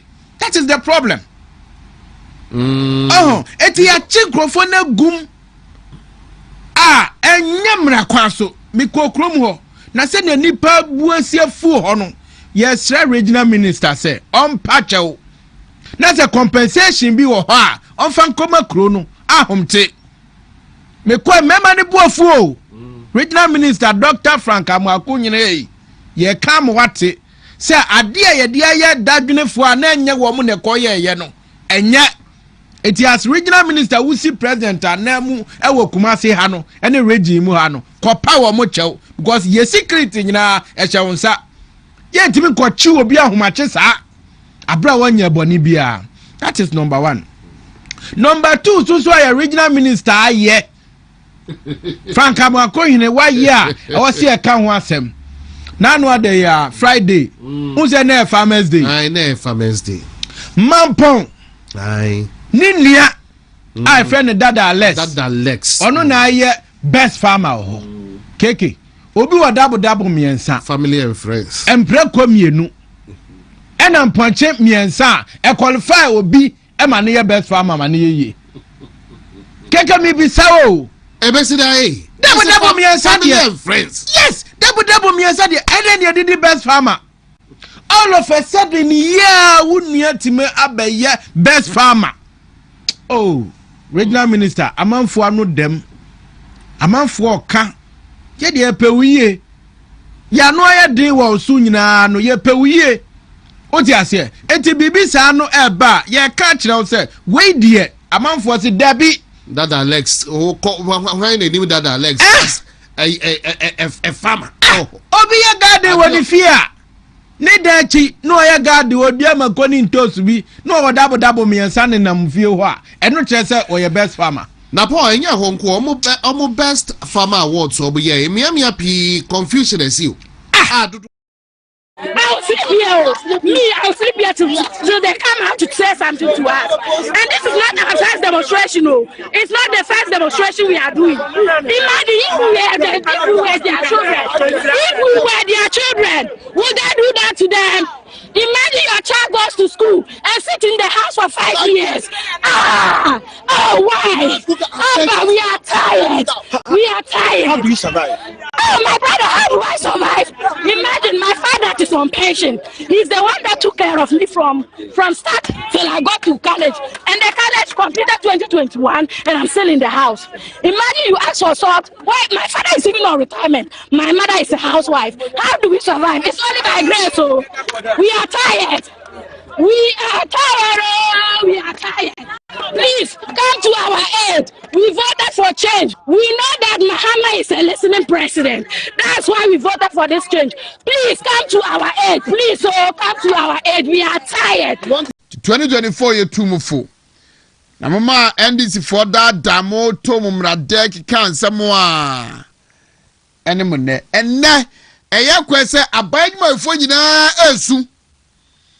Nurse for midwives, teachers, junior doctors, Jusak, Obia Esu, and Radaras and Ansanda Menkwatia. Yes, a Kosombo textile workers. Womoyinum a demonstration. Sir, Afinie Yentia Mukunumuka. Ama Omu Dikom, Sabu Mukunum going to be no munaye. Because almost state of mind of Womuno. Woman the sound mind of Krana. Opeson ni kunda kwa request me na dama ne ho esa no amomo so atese monteso demonstration na adia be pa na esi oman a inflation abafom cedi ekosoro against the dollar yes economic figures in are good but still any pa ho che no ejeri foko dwomu a ye nto ade contractors aya aban adwuma yentua omuka wom so mu pa aban adwuma foforo aya yemfa omo adwuma omo da so ye adwuma na yentua omuka aban so in the last 3 months yeso obobesia 71.6 billion Ghana cedis na MTN for advert no akolanso na sika no wo hen ede ban ana aban ede sika no aye automatic placement postina Papa John Mahama woka wasem no where is it adai Ghana for bone ban ani aye odi fa oyaw sei emu adai ababa wa no dafo ma wo suin say em post ni o we ne nsa obi yire o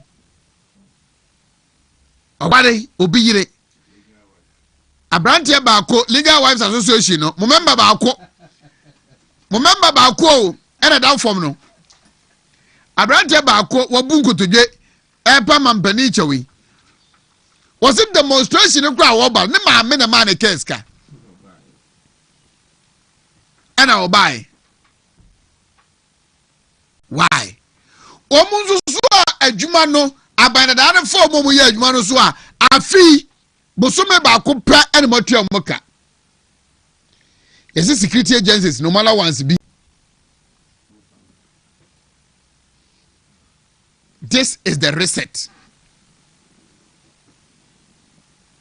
This is the second independence. Moka and wasem. Is this the Ghana we want? Is this the Ghana we want? Inflation aba form, when you aba form, when you aba form. And Marco Mua, almost entire. Now, I show you a Facebook post of one gentleman. Me here quite a big catch me say before election 2024. Send was a church pa a boy trisono. That December 8, 2024, when the exchange rate the dollar to a city was 16 Ghana cedis. Okoyi Toyota Belta 24,000 Ghana cedis at the port. Just this month, city no about 11 against the dollar no. To the same Toyota Belta Okoyi 39,400.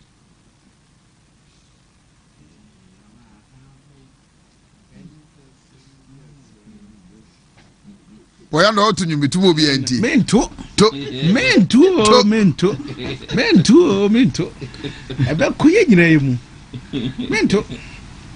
Ti Mahama is the hope, Mahama is the hope no. Hope no any.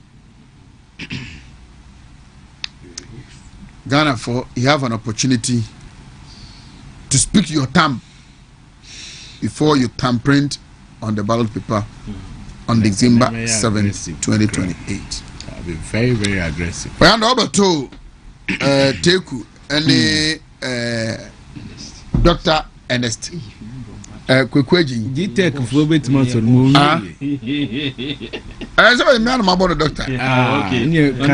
There's a director. Omina boss in Tiakwaba. I'm a Joshua Brew. T-shirt, Yemifepa. I'm Dasio, Adama. Mayero. Legal wife for Neda. It was I know he. Asamno. I am the fucking. Say. I mean, you are double new. You are double new. Sir. Massa. Side chicks, no near more moye and wash it. What did I say? And wash it. To support you. Oh, Minia, I said Ghana, Juma, Hana. I buy you my phone to me, and your Jumanina. It is a private phone, a bois. What did I say? Private sector. A bois. So what I say, pa. Dino, maybe we heard the accoso. Who say, you don't know, oh, double do our bontas or do feel our double. Eh, medium do feel going to now was somewhere was over here. And I'm single double into dear bay. How do who say? I dear a cobato no so crowd double. What I say, but the issue is that young worry paper.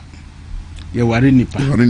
ɛno nti na asɔfoɔ no oyɛ a yɛka kyerɛ sɛ for better for worse until death do as apart ati sɛ ewuo enti no wone ne wɔ hɔ no deɛ ɛdɛ ba a ɛwɔ sɛ mo enjoy deɛ ɛnwono nso so ba a ɛwɔ sɛ mo na me deɛ ɛyɛ wɔ mɛma abrabom ɛne abra wo yare da hɔ me mɛhyia me yɔnko bi a ɔyare a mekɔsra no na asɛm a ɔka kyerɛ m sɛ onya hwɛsofoɔ papa ofii sɛ ne ho bɛtɔ no that is what he told me but me so that period no nko ana na makɔ a mekɔsra no me free hɔ a de wo hɔ menim what he is going through what you say nti for Lumba to have said they say me so nyame adom manya 60 years ni bi no which means say we go through a lot yes and am na ba bedru na me point am data na chi nyina ne say kunaye eye process ya ye de tete ye ho e free be ma woni ne te ho abra wa free mo eti say obi de ko say me ma wo nya bi na je say o pese woni sama ne ko so atena wo sana wo pese wo kire eti mane kwan. That is why I like abusuapani initially no ka say ma mienu ni nyina no monye se ne be ya mo ho ebesan. Now they will say oh mani nye bi kura mani nsi ho e ma meye bia. Also aware saman of which one kasa wunim say amamre mu no yes anu atete wo ho afri ne ho. What you say now they also me mani nye bi kura bra one ne wo ema. Ne ye kura say na opese e ba ye ni bi. Na odobroni na one ne tena ade na ase no. Opese wo ye den. Oba obetena to say dia memete oni bia na. I don't think it was right. The mama Francia se prekwen. Nyabete. E pacho nyabete. Jamaras. Mache. Me jo so menua. Bibia fine. Nyame adum na mo so ai. Boko mention of what say. Oh, nyame adum mention of. Some boa man yi na ye kama. Hwan nyame na mo yi obi so fi mention of mesi mo name. Yen. Mo yi honorable Collins so man kwa. In fact, it's a news to me. Oh, sir. Because me what I know is so we should Ukraina and the sitting MP. You're only free Pakoswa. At least related to that Lumba.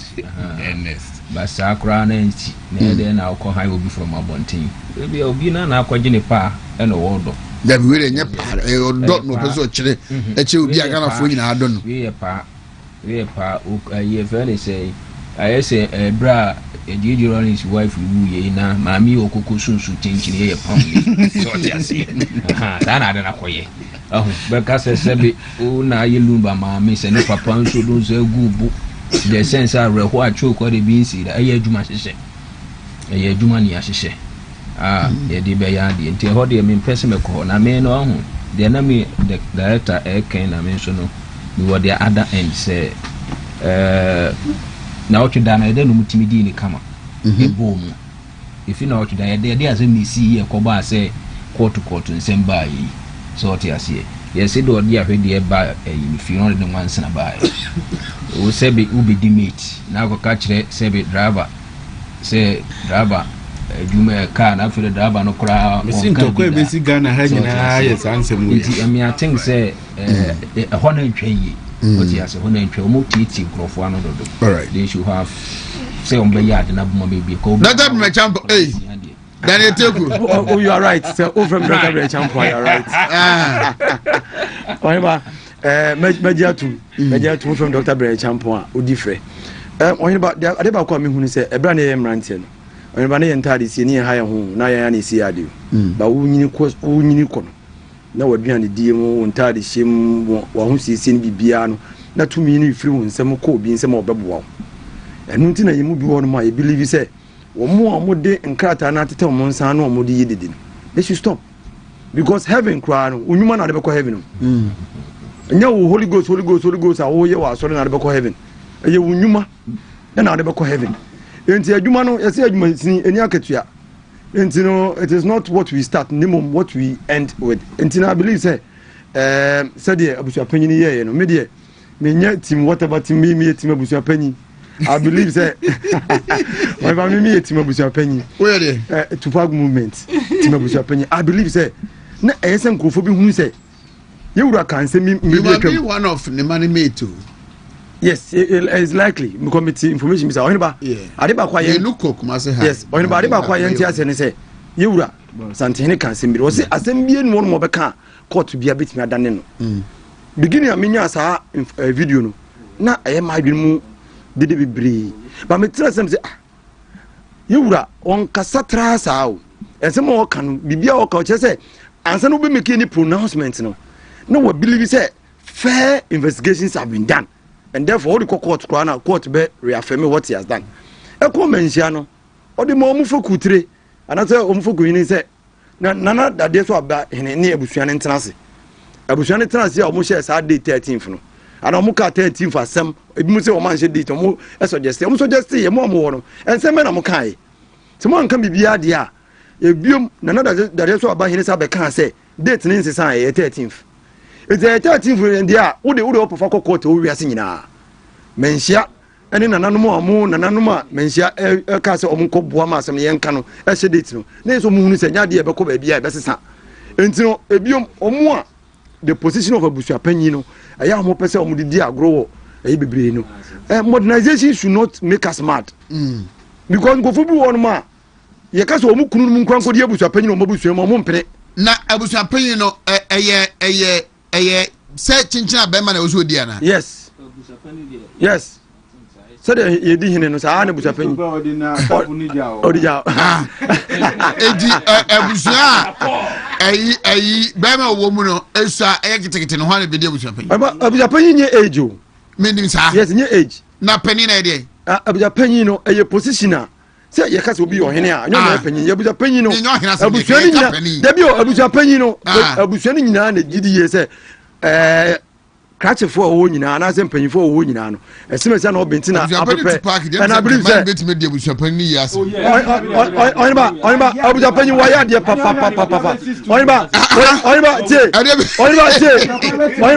I dear with a penny, yeah, and no more why you're Chenny, I didn't say, one no, oh, my beeping kuno. Yes, oh, my beeping kuno. And then the responsibility, what more young fat. Now, Papa. Omu omu ye de na omu ne abuja panyi ne twema so kra sabi o nyame fa samba omu wo sa abuja panyi ya abuja panyi be nyini problem untimi nya but can nipa wo de share da ho awuo na de oye ye fo ho wo kwala njitin shirt kwasi ada mo pasi atunu no no kwasi ada mo pasi atunu no na wa mpene wa wo bi nu ba ye kwasi ada mo pasi atunu no na wa mpene obaye ye no eye ni buja pa chapter me wo se media se bo ye chi a eye antokwa be sigara wa side check any legal team for no santokwa do mo odobro ni ni wa ye na minimo sa Ghana ha national security form dada ya ade betimi de ntokwa pa ezi ya legal team for no any side checks santokwa do mo ntem kra we na ko nyane no zero. Okay, Paul, Marintio. You, once about the bar, and here, does bebre. A movie on the kind. May chairman to me, dear. And a sana Lumba D. Look at this. I was a mobile year we were reading until I was a come once. Now, feel so. May the message be Akoma, your Papa Kennedy Susu. Why Kennedy Japan? Yes. Okay, do that in the next 7 minutes. Yes. The kind chairman Bernard. Some can just say a can come board with you. Papa. But can come board the chamu. Odema. Obina, I catch and says a one interviewer. Obesiuno. Opotu X. And I can come board the screenshot of the senator was Sreno. Was Sremia, one was over this got a hot. They said you already did ground on the mama the morning. It's Mirawaman. Eddie Chamo. Director Baba. Why? Director Baba. Bola craft frame on the also in the studio na mami won kra. Na minua de eko so amani hunu a ye de chairman famuno. Ba kwa sa beka. Na meti ye I am ya. Paul, I'm telling you. Yo. BKB, if you don't interview Paul, I will see you. Wow, look over so. Young court case, yeah.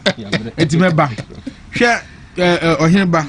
enema e de chairman famu no ahomte na me de ya meka ma ne ye nsem da ho se ne be ya enei mo amososo ye bubo bomudin bie na mujiji di post mujiji di contract wo NDC mu no na muzo magina yie efi se minim chairman yi ondi minister da ondi MP da onye board member krada enso so dia minim se wo ye eye se wo ye Ashanti regional chairman na ewiasi mu soso no se nipa ubedi yie ube bibia enam paaso eye adwuma wo ye oti ase chairman wakoland nyina dawo wakoye security nyina wo hoda oti ase watwi taxi wo hoda eno oba Ghana azo so no oye mine ntimu pa dia se o mo bra wo wiase wonti mi tohe na mi kra mi tie se mi wo bibi oti ase mi wo bibi se da bia mechanical radio say people only know Chairman Wontumi, MPP Ashanti Regional Chairman. Yes. They don't know Bernard Kwame Nchubosi. Exactly.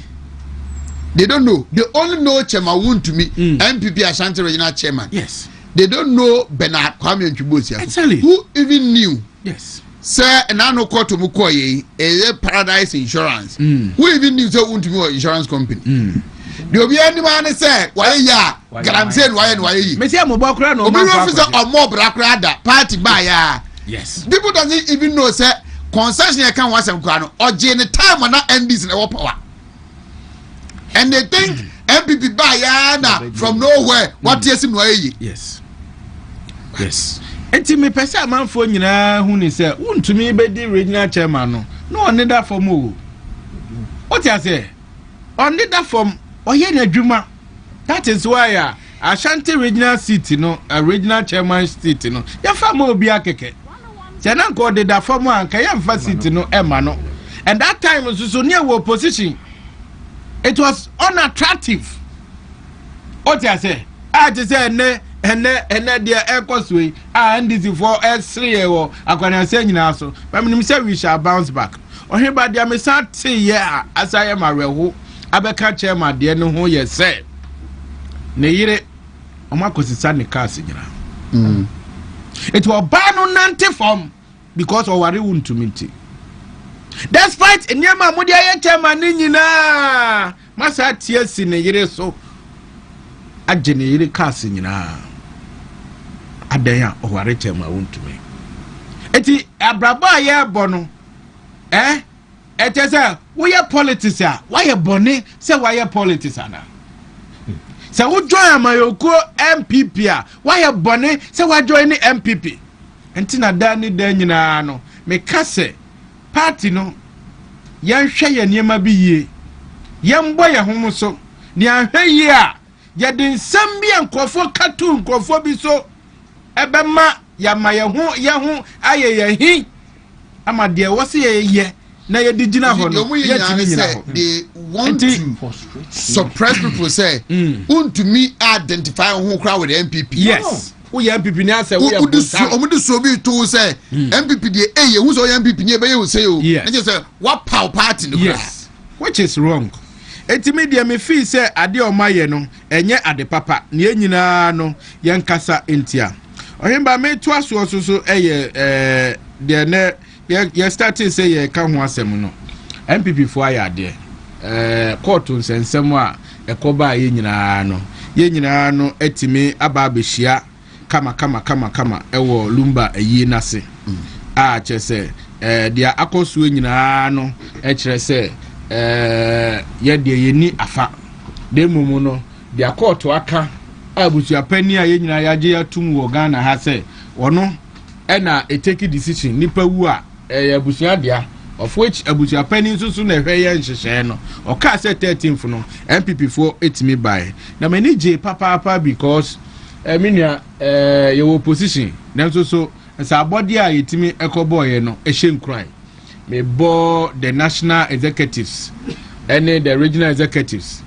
nipa utimi free national ebaye ewura nanabi o se Justin Kodua enesuma no na efeyie ehye nyina animonyam sabi eni bi nanso ye since abode de ye bone mu odu a wo fa so eginchia what you say in fact na manfo ebodje so wo ho pa chese esa peja party no animonyam ɛwɔ region no mu ti Justin Frimpong Kodua kɔsoa yɛ ne saa ne Nanabi a mobile Chema Wontumi Ojani despite the court cases ne deɛ kɔsoa nyinaa so mu fi sɛ Ojai ɛbaayɛ Ibronya de no mu de akɔbɔ nsa na dabi anya nsi ɔmo nkɔpɛ bosia ɛno deɛ nyɛ saa Nanabi deɛ da Ibronya bi ɔbɛba nya deɛ nyɛ nsabɔ ɛntimi nane ne saa no deɛ yɛ ka ma ɔmate sɛ saa so deɛ ne nka abusua pɛni wo nyambu akontaa yi ti yɛbɛ saa so akɔ hɔ enti no adeɛ yɛ mefɛ nya sɛ yɛbɔ na ba so na metoa so so ɛyɛ sɛ yɛ papa Kennedy Ɔhene Japan ɔde ne itinerary a kyerɛ sɛ ɔba region Ashanti region yes aba ɛde aba regional executive nti media account ho sɛ ɔba region nim saa 5 aspirants ni nyinaa ɔba na sɛ ɔma yɛhu hia sɛ yɛka ho asɛm ma ɔma the communication team yɛ aware yɛbɛbɔ dawuro ama obi biara no ate nti ɔkyena yɛwɔ ada yi 18th yɛwura Kennedy Ɔhene Japan ɔkɔhyia adwura sɛkyerɛdum asefoɔ Mampong Insuta Kwama Beposo ena Afija you have the flyer share with them now omo emfanto me dey omo fa flyer mo omo the list ne buy nti mame mo bonus apepepe ena Friday esusu ye Sechafran Plains Kumawu Afija se asokore bobo with time no so that okay e bia Friday no obi ehun say aha no obakane no ofia wakɔ okay nti se me sha se Thursday na adwa Sechreduma se no 9 a.m. Na owia wakɔ Mampong by 12. Na a friend is saying Insuta Kwama Beposo so 2. And na wakɔ akɔwie ɛwɔ Afija Sechre East by 5 p.m. In that order. Afija Sechre East me pacho Aguna. Yes. Until Friday Afran Plains Drobonso 9. Na Kumawu 12. Fijase Asokore 3 p.m. Now we be will drop in 5 p.m. All right. Until 21st Sunday no Saturday no obeko New Edubiase and hopena obeko 3 p.m. hopena obeye. Then on Sunday 21st obeko offenso 9 abofo obeye program bi wo ho by 1 p.m. 1 p.m. and now wako offenso south also so 3 p.m. Na Fija Kwabre north also so 5 p.m. pepe. Then Monday obeko bosome frɛ ho 9 p.m. 9 a.m. na waba Asante Achim north Konongo Asante Achim north ye Agogo 12 na waba Asante Achim south Gaso also so 3 p.m. Now waba Asante Achim Central ye Konongo also so 5 p.m. Right. 6 p.m.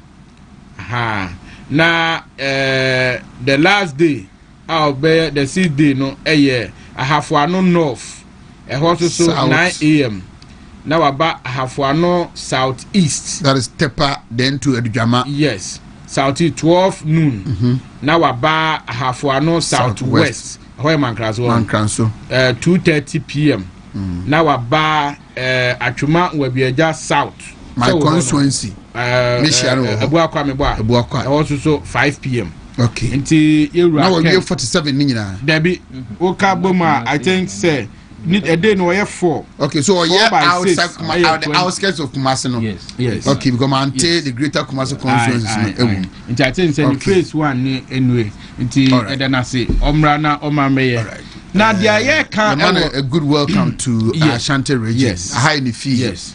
Onya bedu so na oyese o ready na chi so obam yehu na ye di na chi fe ni abo ni dawu so akire na say recently wahu I think Enrose Enrechi wahu ni video bi a akoso a the interview on UTV ye papa honorable Kennedy Ɔhene Japan wadama yesrew ye pa ocho senia ase obu afu ase waye so better so bia ye no boni bi masa eya dia eha ye nyina eya kansie ne nyina ye ko o ti ase enso adena wasa bibia be show mu a ahunuhuna bi na 31st ne besi ede ne besi madama ede be ne besi no go make us 25th ɛna ebu no wa say nsuo be yiri nti nka 31st nkura ma 31st ɛsɛ nka hwee ni hɔ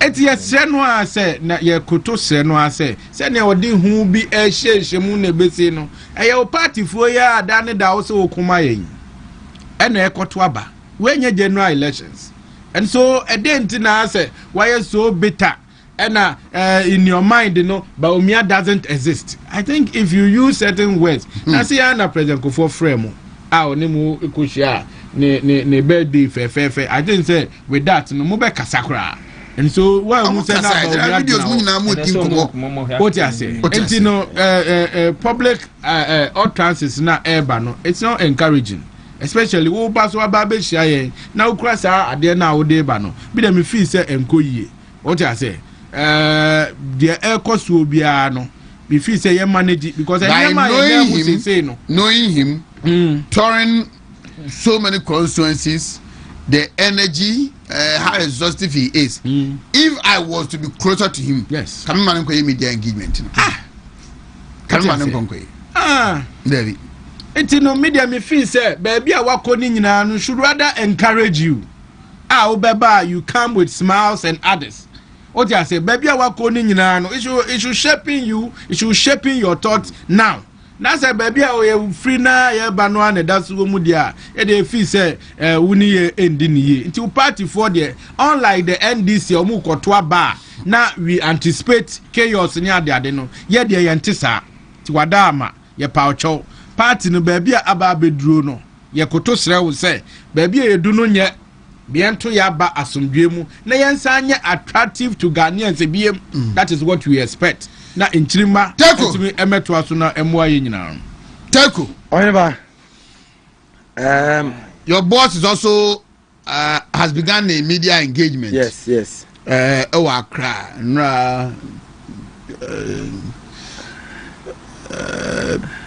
no, I say I think UTV. Then OKFM before UTV, Asempa, and then Oko Joy and Umrenum and a pay so or twaso. Yes. On the minia Cabinas until my and then back to Chairman General. Chairman General comes if I can't no twaso. What? Mr. Timamencha me hine na nadu men sansare na nabuko me hine onne na nanu matran ko o ka tense ko nya admission abiko school die na ati me na me ras na me ka Dr. Brancham o ya we o kura se o kura mama ya we se ko me masters makano so director kwa mama ya we se me se go school back afani decided say or they will not pipe down and they will continue to do what they are doing. Their fighting will pick up, and when it picks, Dr. Brancham is going to win because the people are fighting for the soul of this party. Of course. Maybe you're doing your one faction as you belong to, and that's the New Patriotic Party. And nothing I done then I am just war. I say internal politics. I may say, and then you be intematity, and then Nafu be intematity, and then Obi and Uncle Obi, and now Onim says and Codini, and then Omuntematity, and then sacrifices and go for the New Patriotic Party in Ra. Tell by a party in Bejino, and as Uncle Funi now Bemo Butcher say, and no more and run among for that they don't even recognize. According to the extent, say media houses that even champion the causes of the New Patriotic Party and the wage now. That is how bad the situation is, and that is what we are calling for the unifier. Somebody obedient Finfia, then Temu obet me afra Fania say the New Patriotic Party in Somono.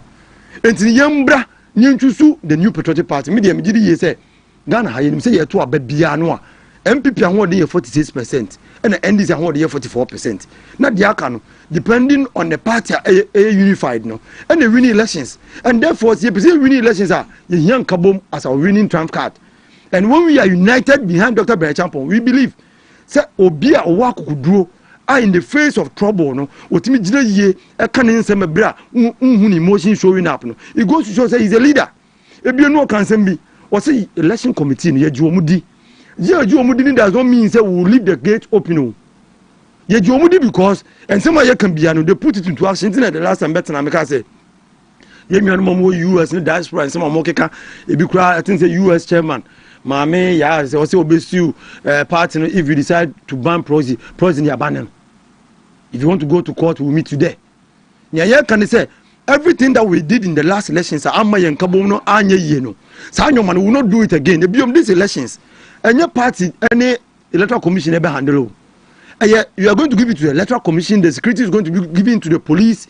Now, Yansua, you was taking the part in the elections. No, we are going to have our people and our reps every election area piano. We are going to be there to make sure that you so this election said the candidate that they you see win elections when say be free and fair and transparent because election committee na me adwo ma say bibia da no kwa maybe list of the on time ya hwem ehunu edi ewo mu nyina omo free mu nyina no ya report to all those people said be ya said the see mre bia nche kura no omo free mu obi a wo kura kwa press conference ya de no sa de ni nsi biom no sa na make sure say everything will happen ne kwa so nti say wo wini a wo wini and that is what gives us the hope say we will win these elections obi bia no ta Dr. Berecham Ponchi anano pay nkwansia me de hye wo ne say adwuma wa fa to ho so a wo ye no kosuna ye na party be din kunim so because the party be din kunim we are going to choose a unifier, somebody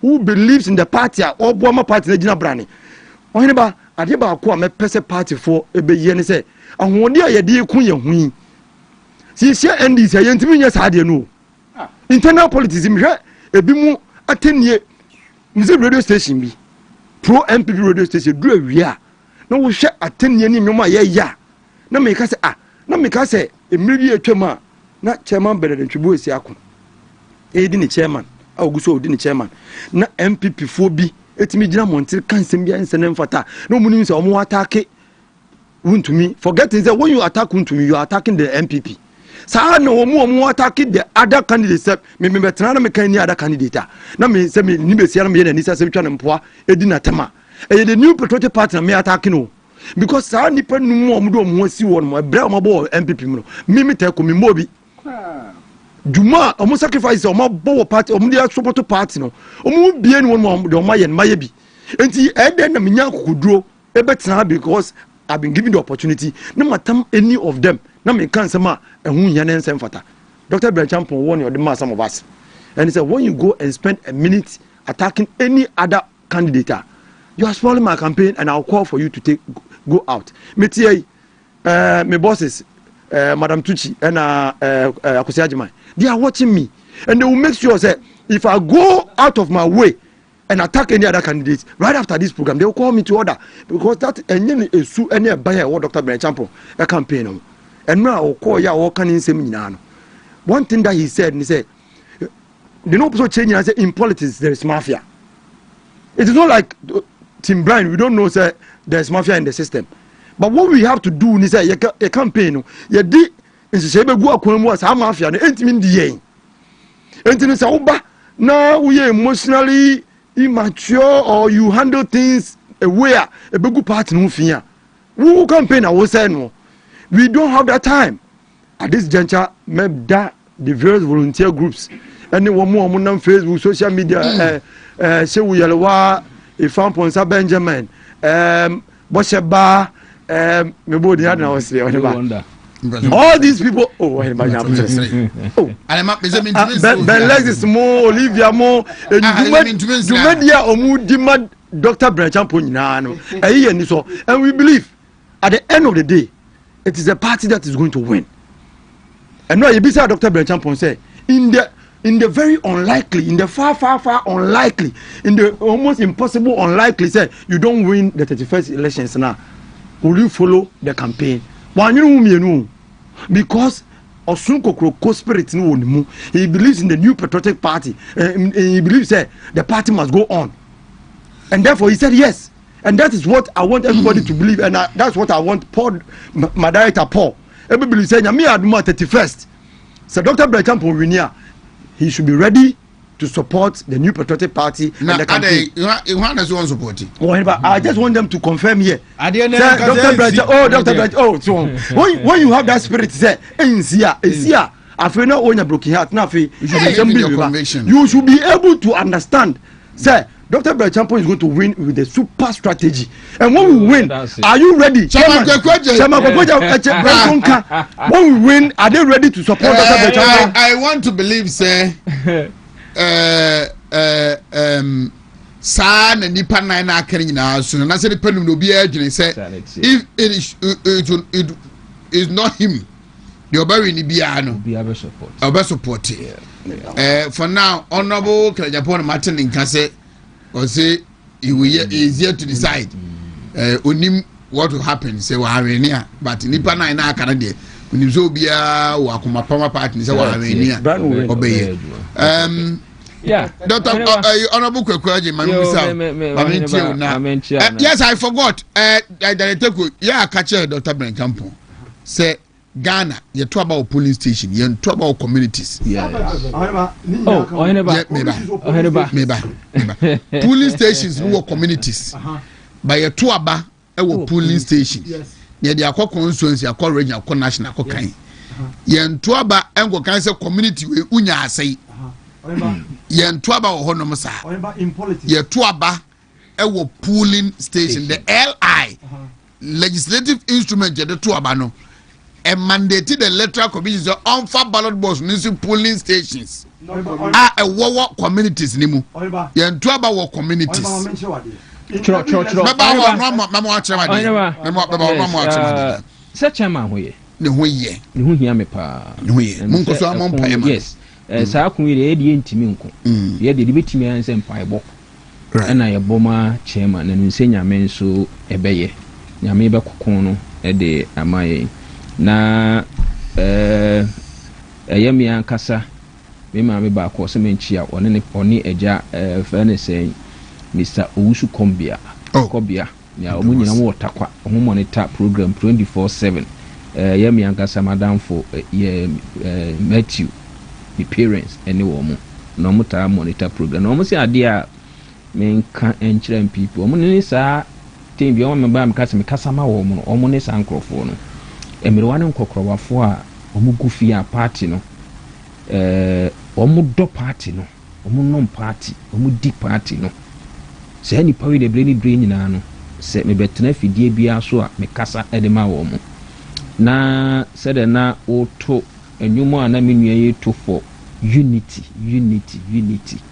yebesre me Canadian point ye nipa me penasem but Santa Drew baby na comment ni maybe o ho a ya na ani enyi ho emwa ema party no enkanko ema nti yebesre no oba no nso no ye ma no akwaba omra na secondly me start from Pandai issue no I think say yebema party mpanifo na oma yade the leadership any lawyers ni nyina no oma kire se sebe asemsi a enye ntokwa eye mra na mra nso ba eye court ene ye kan no I think say said the court no aka no yemfa mra kwa so na yemfa into na me say ado de day no enkunumdie ebe MPP edia na men commercial no fun so ani tua say honorable Kwesikwadu organize gala omo bo no mpesua no so yes omo bo na omo de apeja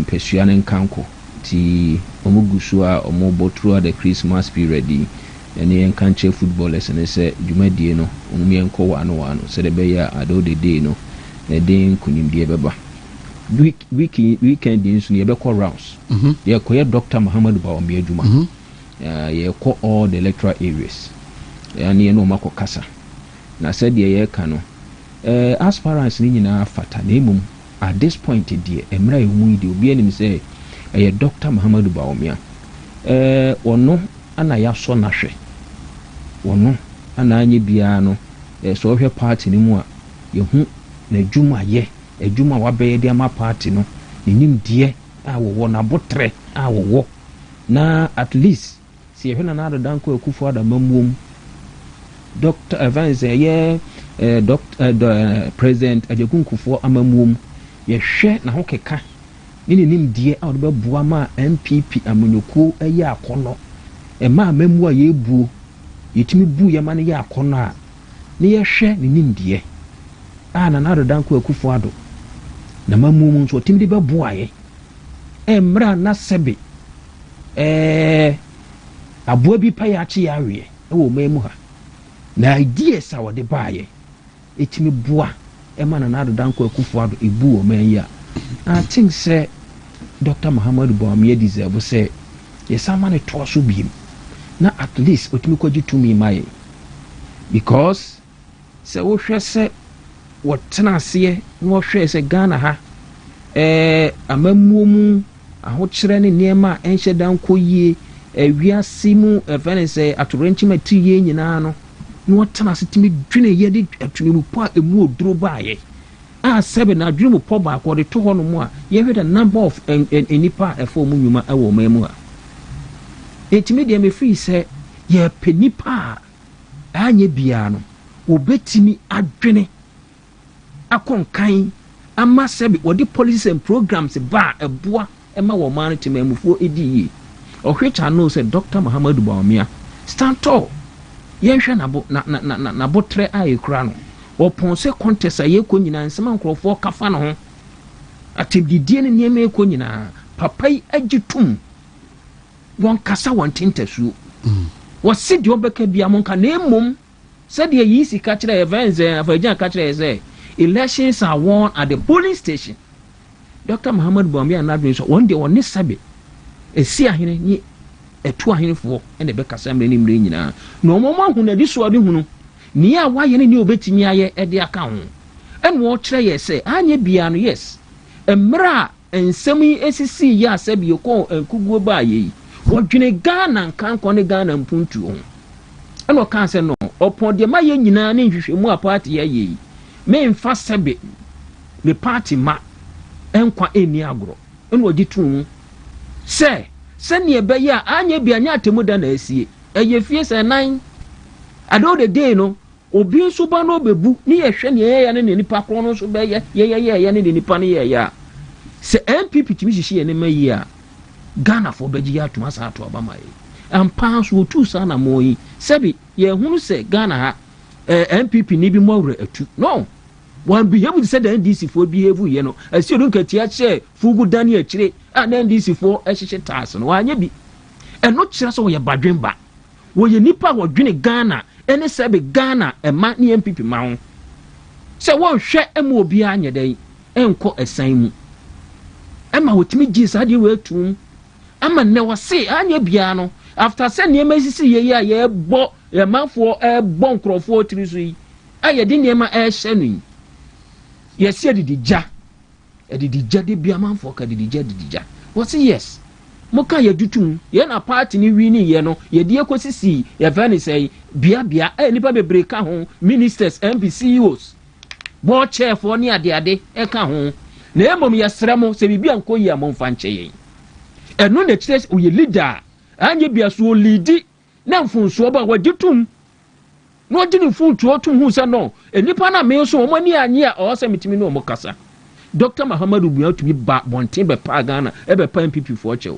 sɛ ne yɛsɛ ma bi sɛ nhyehyɛ ya me de banie sɛ anya bia no sɛ me ba mmɔmmɔden ma mutimi e ma yɛ adwumaden ma yɛ ba mfonso a ba de edi ka yɛ nsa ma mi ba biem ɛno nti de mɛyɛ ne sɛ party ma me de nhyehyɛ papa baba ama aboa Ghana fo nya na emom sɛ ɛba ne yɛ appointment a anya bia every constituency mema mu nipa do a wɔn yɛ qualify wɔn kura the needed qualification ne yɛ wɔn appoint sɛ de bɛyɛ wɔn nso bɛyɛ den ebetua twɛn mu ani abɛhwɛ fam sɛ de bɛyɛ didi gya ananfoɔ amim ɛne sɛbi amanfoɔ ɛfɛ ne sɛn ɔhaw ne amanihunu ne sɛbi amanfoɔ bu a efu no ebetumi aba fam na sɛ sɛbi wunya leader wei a ne sɛ ɔso mpa na apɛgye ebiem yɛatɔn no sɛbi so oyi nkwalaa kura de si hɔ na the pictures nipa num ya ɛpre positions yi to hɔ na de wɔn pictures gu hɔ a Dr. Muhammadu Bawumia nkura ne nyina bɛyi no because wɔyɛ known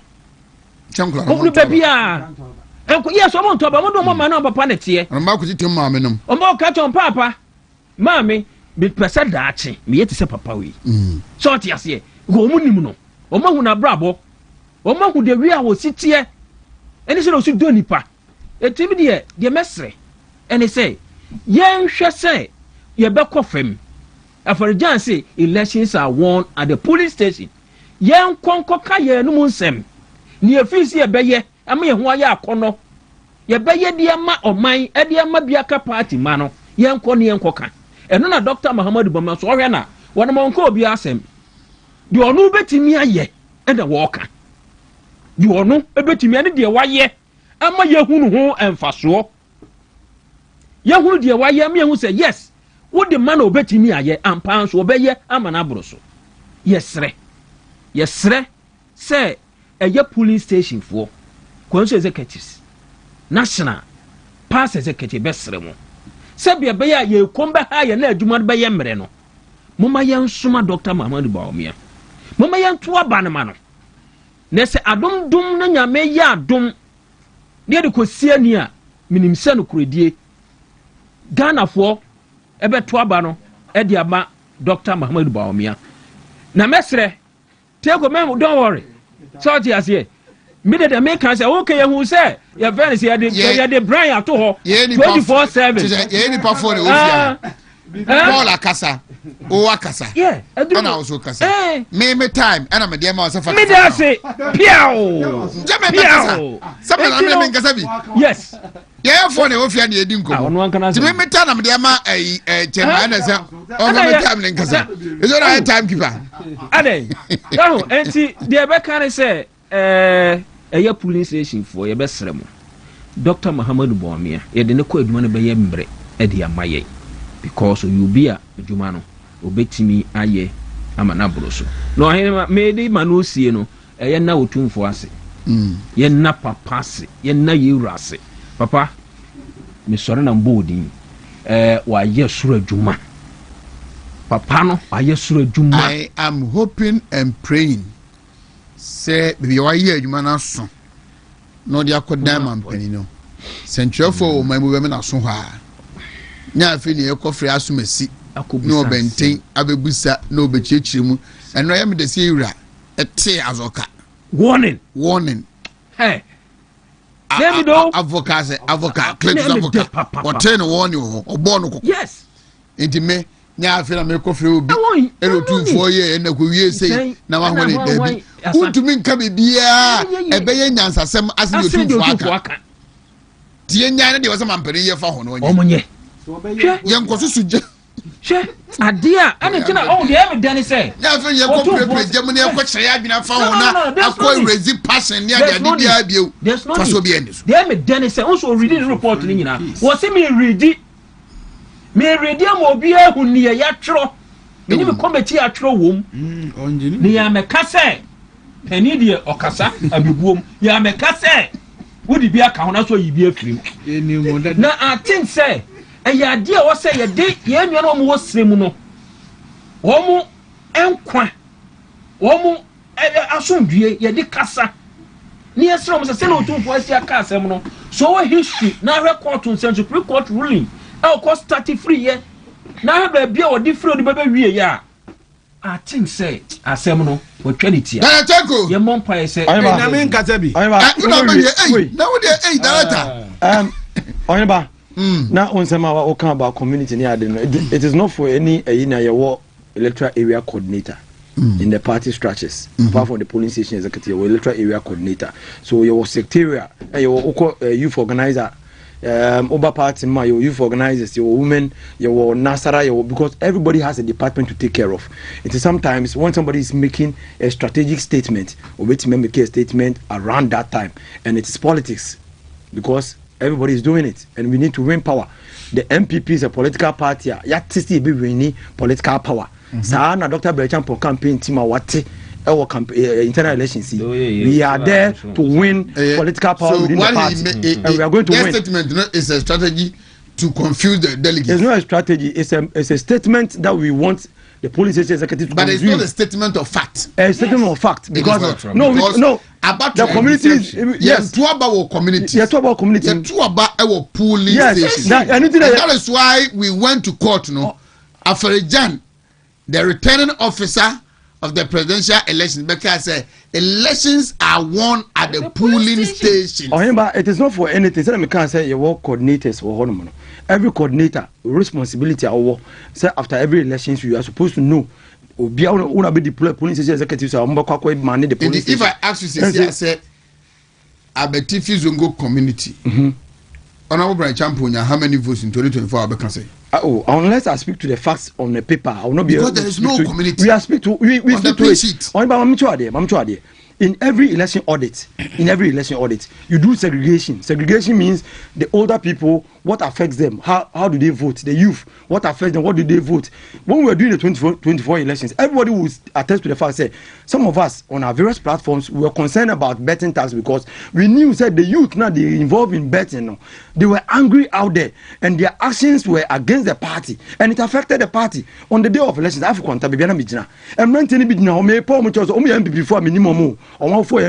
begging them to vote. They said they won't vote. And they stood there up to 5 o'clock. That is how we do it. So there is segregation in politics. And so Dr. Brechampo campaign team.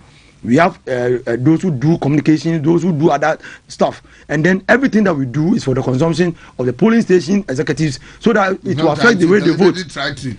We don't deliberate. We do politics. We don't deliberately do anything that you call a biana. Obo say, "I'm for tonium." Adie no adane. Adie because omuntin some year catch omun na ibi da. Now some year catch omun. It will affect their lives. It will improve their lives if Dr. Brechampo becomes president, and it will happen. Now year call anymuno. I say Adeba come meka kakra bi ababoko issue no. And he said, "Penyini bia." It's not even Boko alone in the north.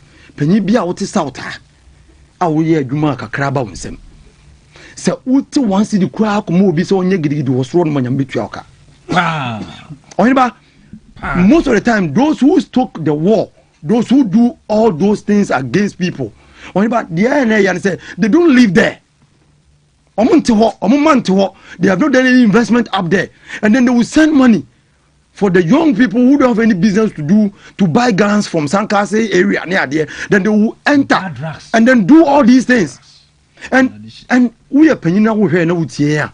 Says Hadi and who ye be. Say your comment now, oh yeah, I'm an inflammatory passion. And that's kind of what send it. So of course yes I know. Yankupon so when some bonnet palm brow so no one feel it because yeah. Or when you go to the hinterlands, I've had the opportunity. I'm not politics Kumasi. Until I went to Germanoff area, then I'm like, what are the opportunities for some of these people down here? You go to certain towns and you're like, apart from provision shop, any cold store, you don't see any business there. And farming. You don't see any business. And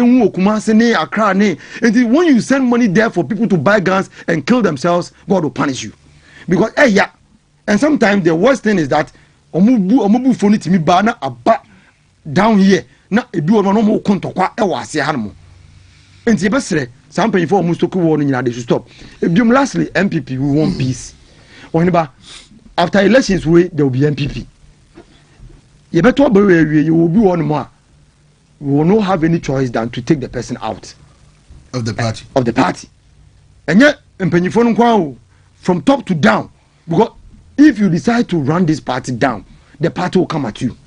Because, said Dr. Brechampo can't run. It is not anybody's business. Nyami medumani se mama director ni ajo. Sema make am here director. Na ni nyeho. Kra. What I say? Sounds like this more can bebre na mani nyeho.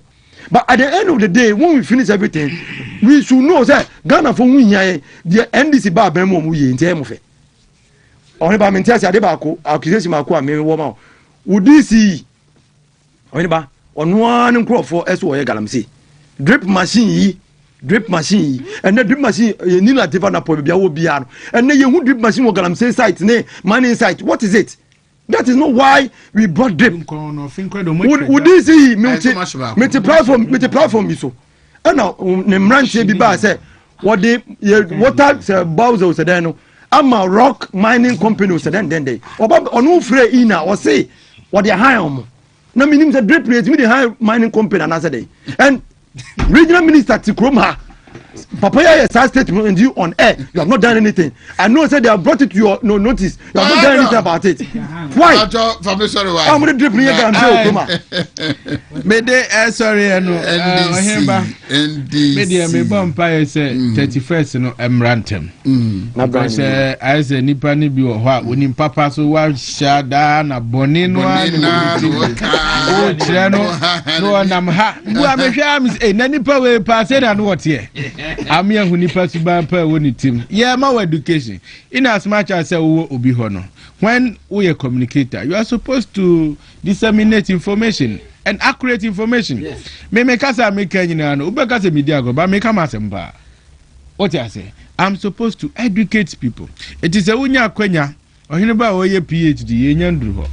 Na wo kire wo say ade no ahana ade ne tie. Mo se chenchina politics nti NDC na politics nti yama bibia no akofo a ye fi say bibia no eyewe. Nti 31st number na research group bi aba CAS. Yes.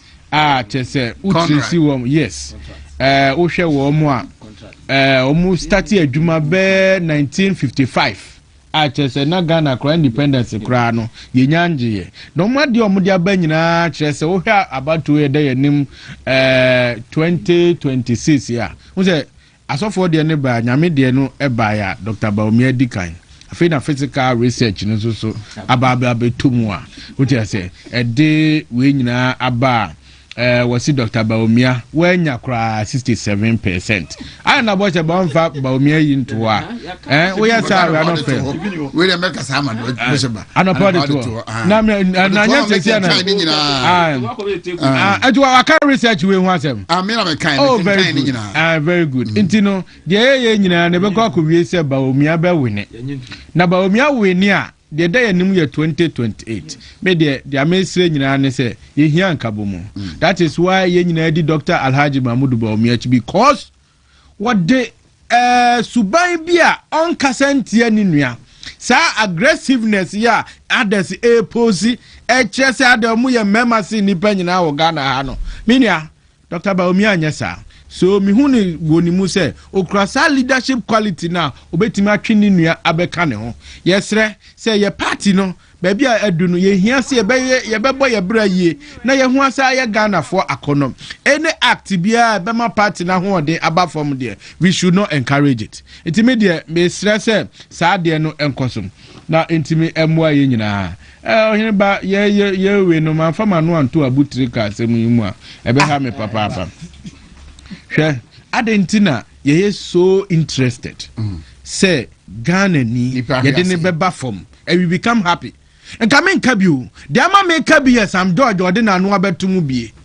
a wakasa ka ni patri bia ode be ka ho ya suma onsuma ne say o ja say niam ya suma okra u ka che data ayi oslo wusu ma data ya ba that's ene data nya sam ketwa be ba ketwa ni data ni twa ne ho an wo be bomani so mesi enya me Sam George o ja say akra no obo na ayi na ade ni twa ne ho say ya